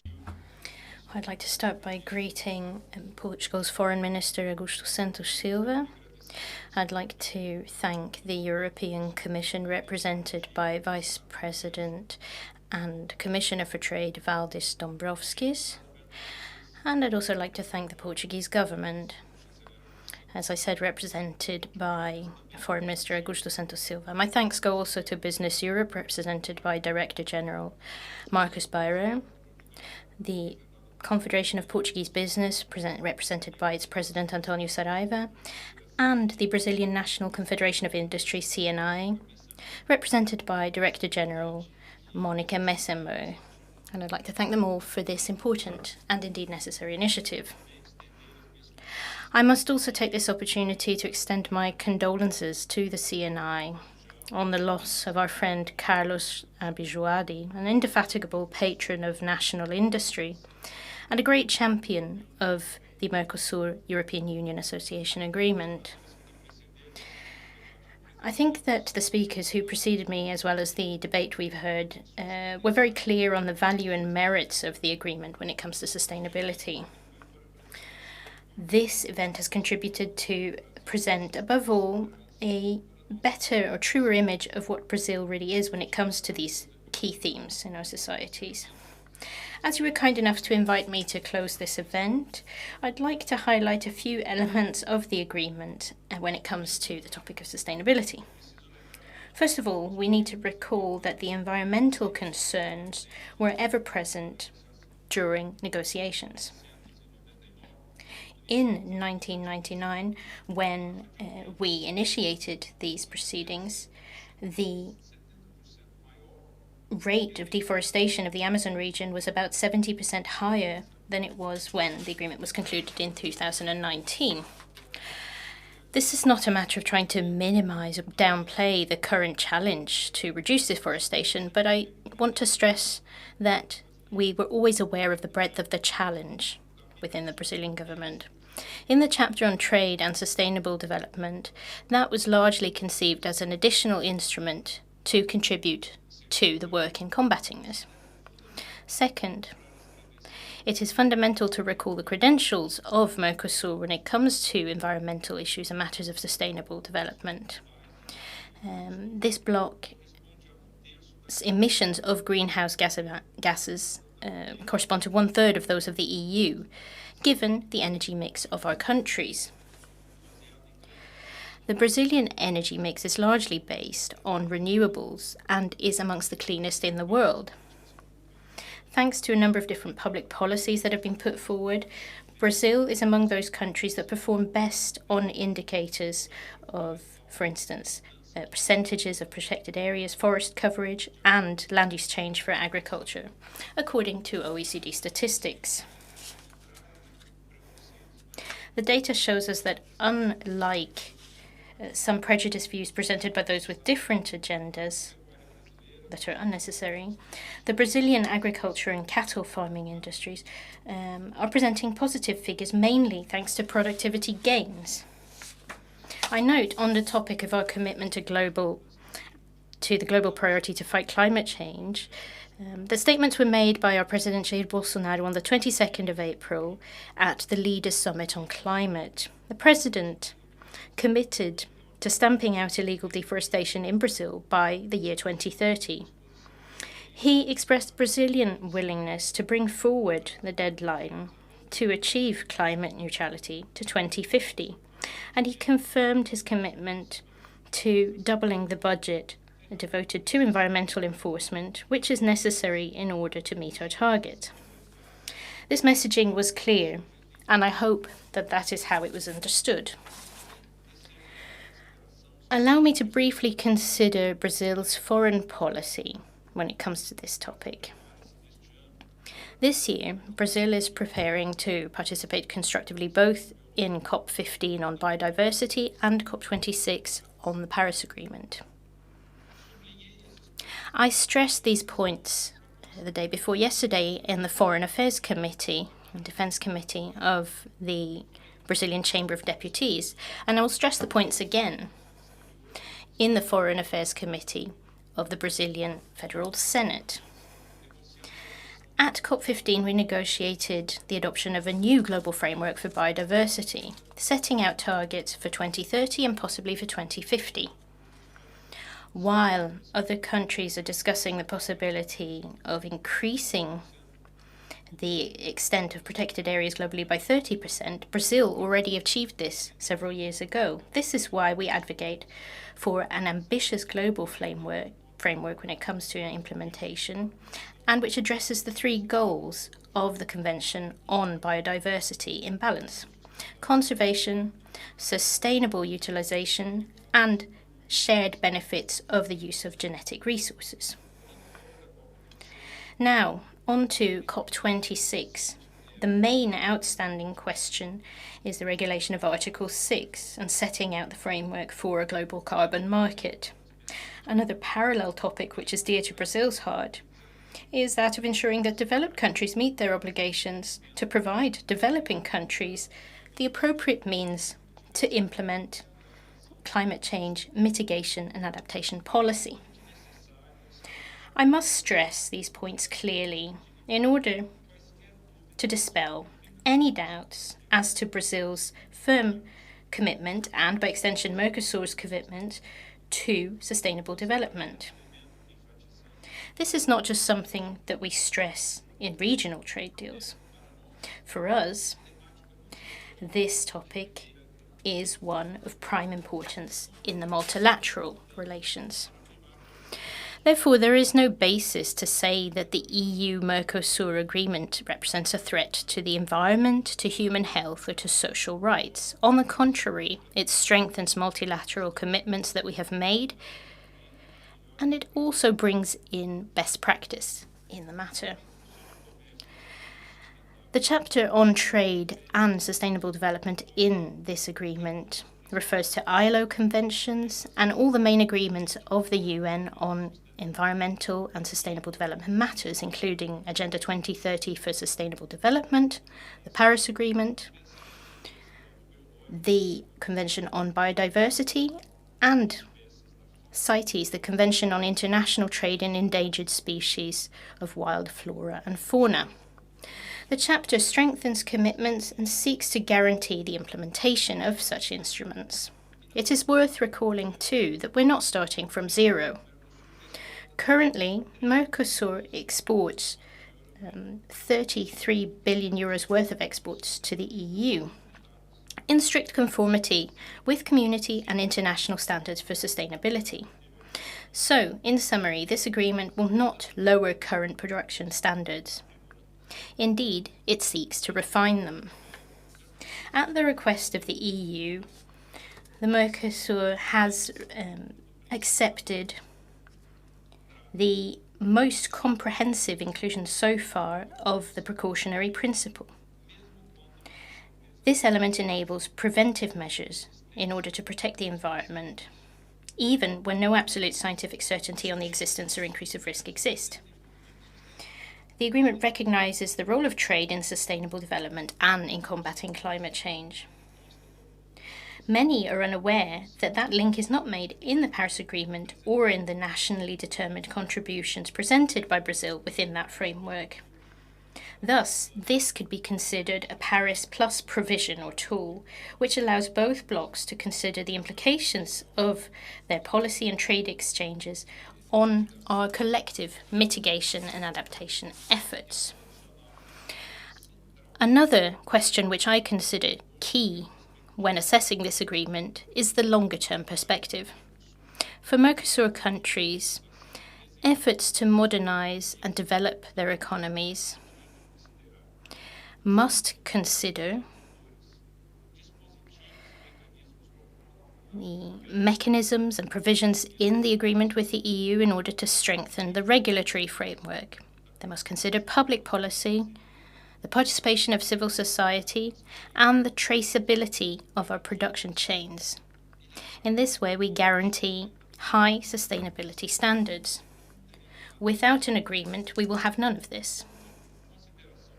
As a final consideration, and still on the longer-term perspective, I am certain that not ratifying this association agreement will not benefit the European Union or Mercosur.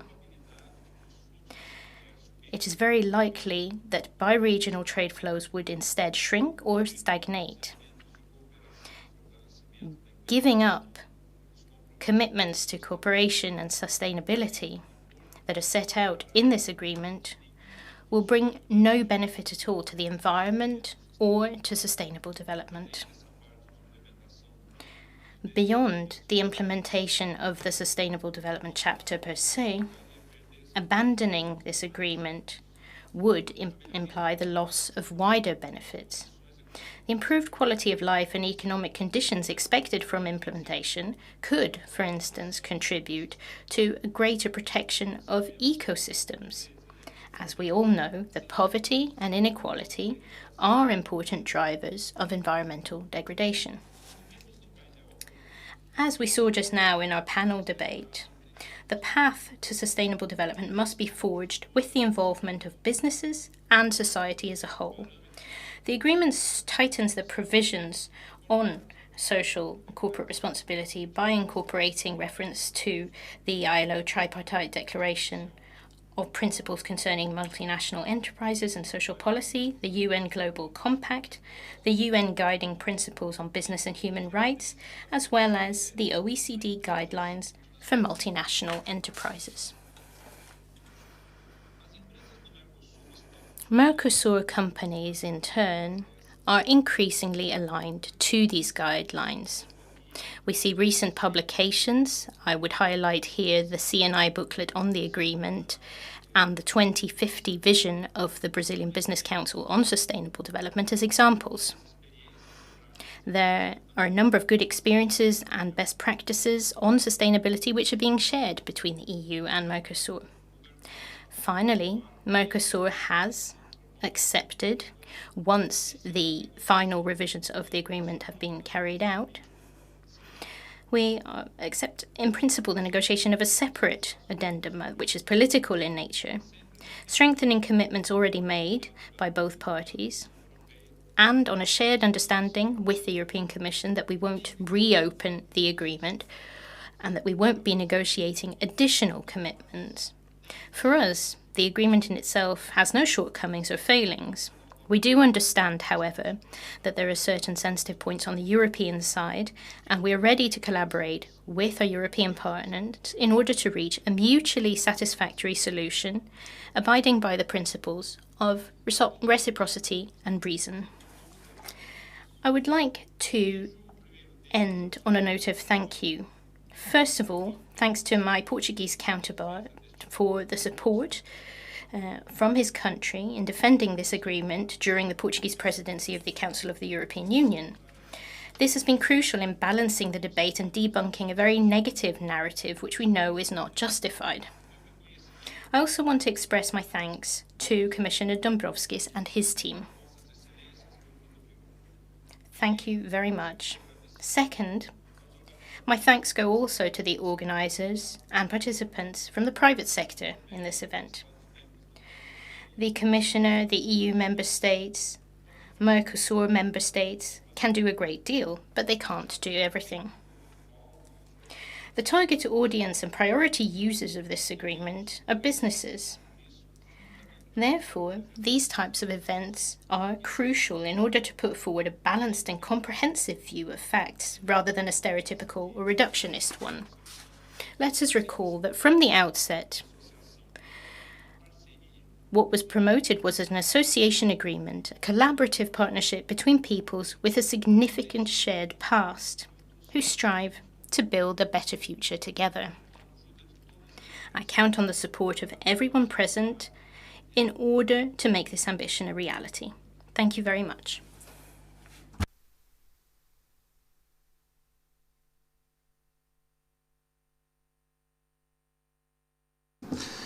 Muito boa. Very good afternoon. Caras e caros participantes neste evento. Thank you to all the participants.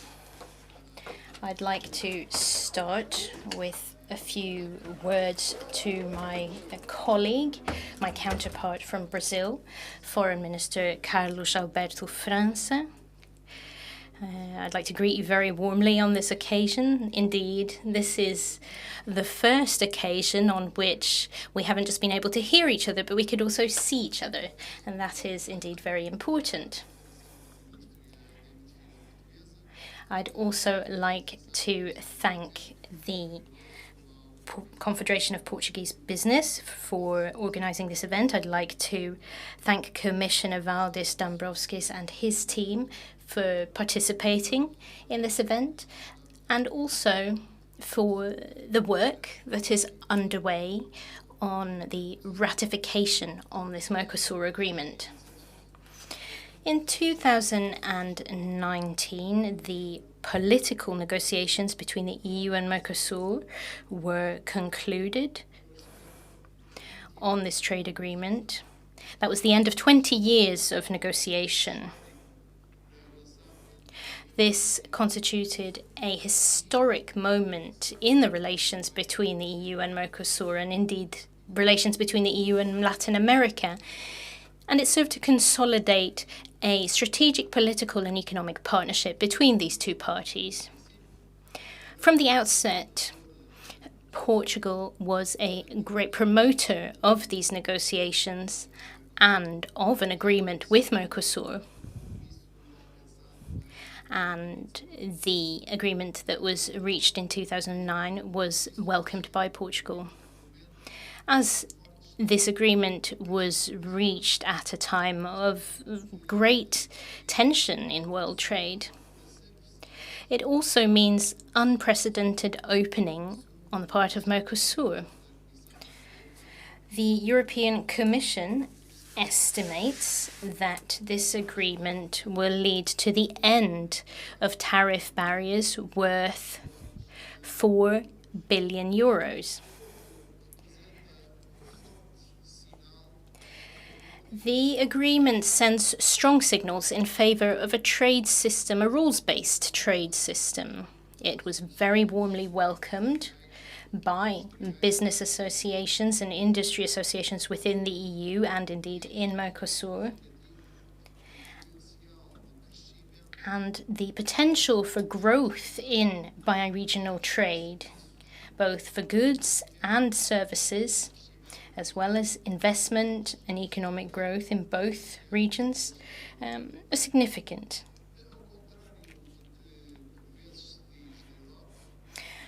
Sometimes we hear in Europe, as the Brazilian minister just pointed out, that the agreement between the European Union and Mercosur includes a very significant chapter on sustainable development topics. That chapter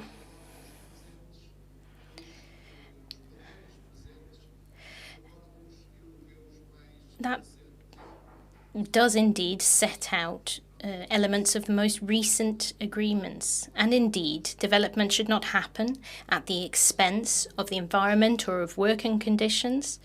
Trade is a significant tool that we have in order to strengthen economic growth, strengthen employment and improve working conditions, and to promote sustainable development. So, this agreement between Europe and Mercosur for the social area means that both sides are making significant commitments. They are committing to respect international conventions against forced labor and child labor.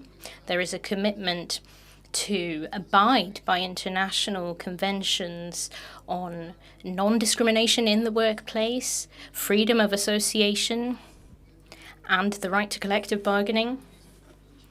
They assume the commitment to respect international multilateral agreements on the environment that European countries and Mercosur countries are party to, and there is a clear and strong commitment to the implementation of the Paris Agreement. The Mercosur Agreement also sets out very significant commitments to combating deforestation. Now, similarly to more recent European agreements, these provisions are complemented by mechanisms for consultation with civil society. This means that in implementing this agreement, we are able to be sensitive to what we are told by NGOs or civil society organizations. Now, when it comes to the environment and climate, the agreement also sets out very significant commitments when it comes to sustainable forestry management, corporate social responsibility, when it comes to planning supply chains, reducing deforestation, and producer initiatives when it comes to, for instance, soy production, where the expansion of this is limited in forested areas. As I said, Portugal has, since 1999 and since the outset of negotiations, supported this movement towards an agreement with Mercosur, and we support the political agreement that was reached in 2019.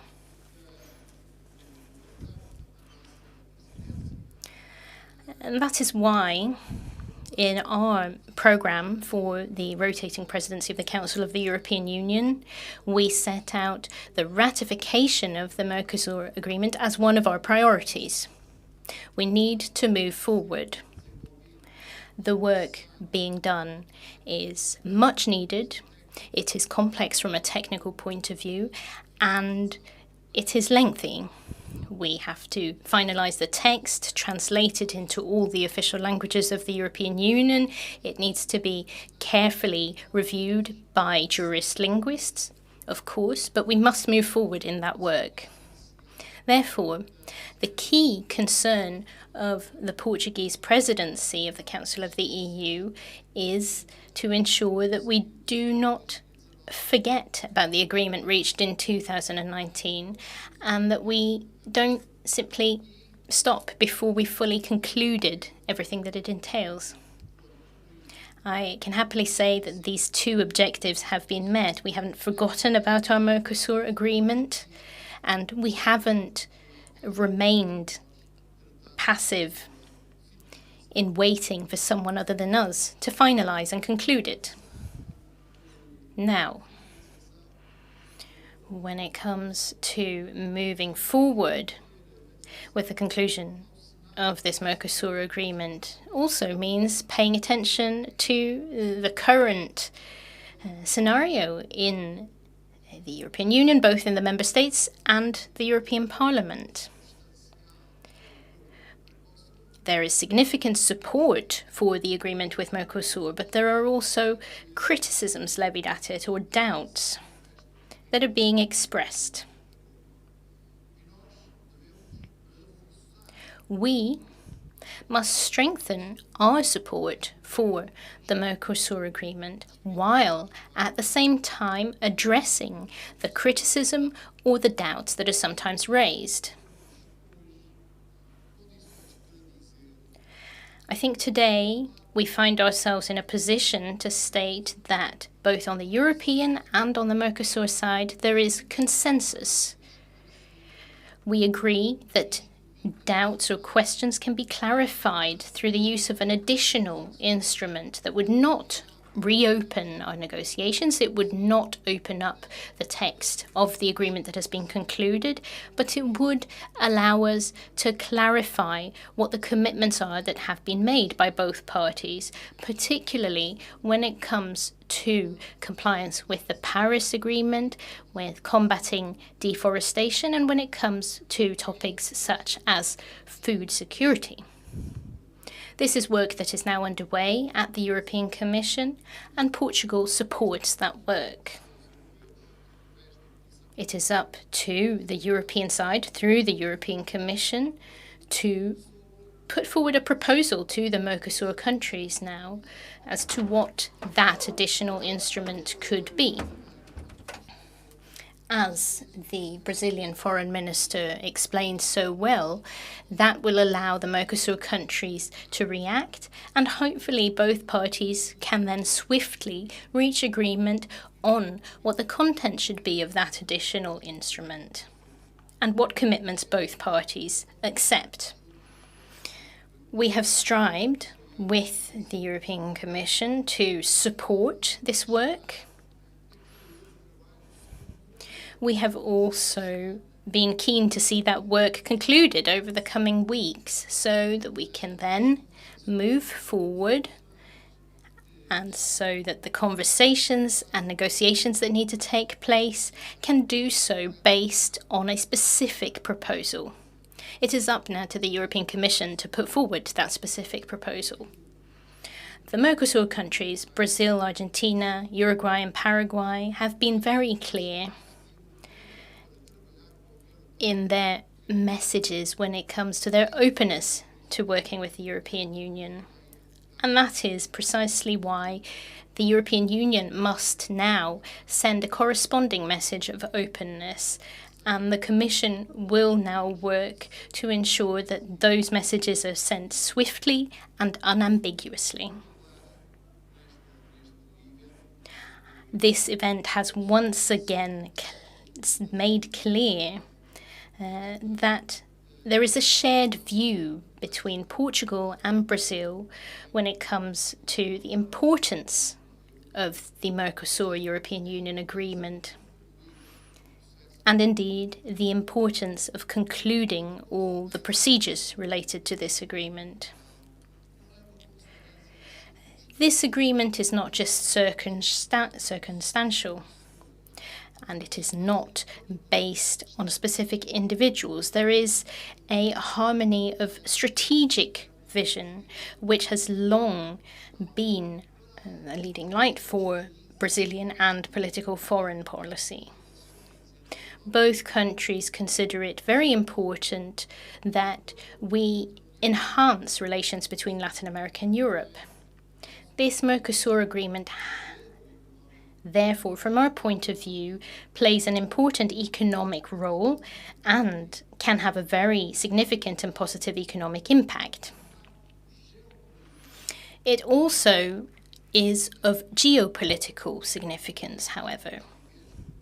This trade agreement is valuable in and of itself, but it is also worth its weight in gold in terms of consolidating the historic and indeed contemporary relationships between the European Union and the Mercosur countries, Latin America, and between Europe and the Americas more broadly. This is of great importance not just for Europe, not just for Latin America, but it is important for the world, for international trade, and for a rule-based international order. Therefore, as the Minister from Brazil concluded, I will conclude by thanking you all for your participation, and for I would like to thank the European Commission for their efforts in this event. I would especially like to thank the CIP, the Confederation of Portuguese Business, for organising this event. And I would also like to thank all the participants for their enthusiasm. So thank you very much to everybody.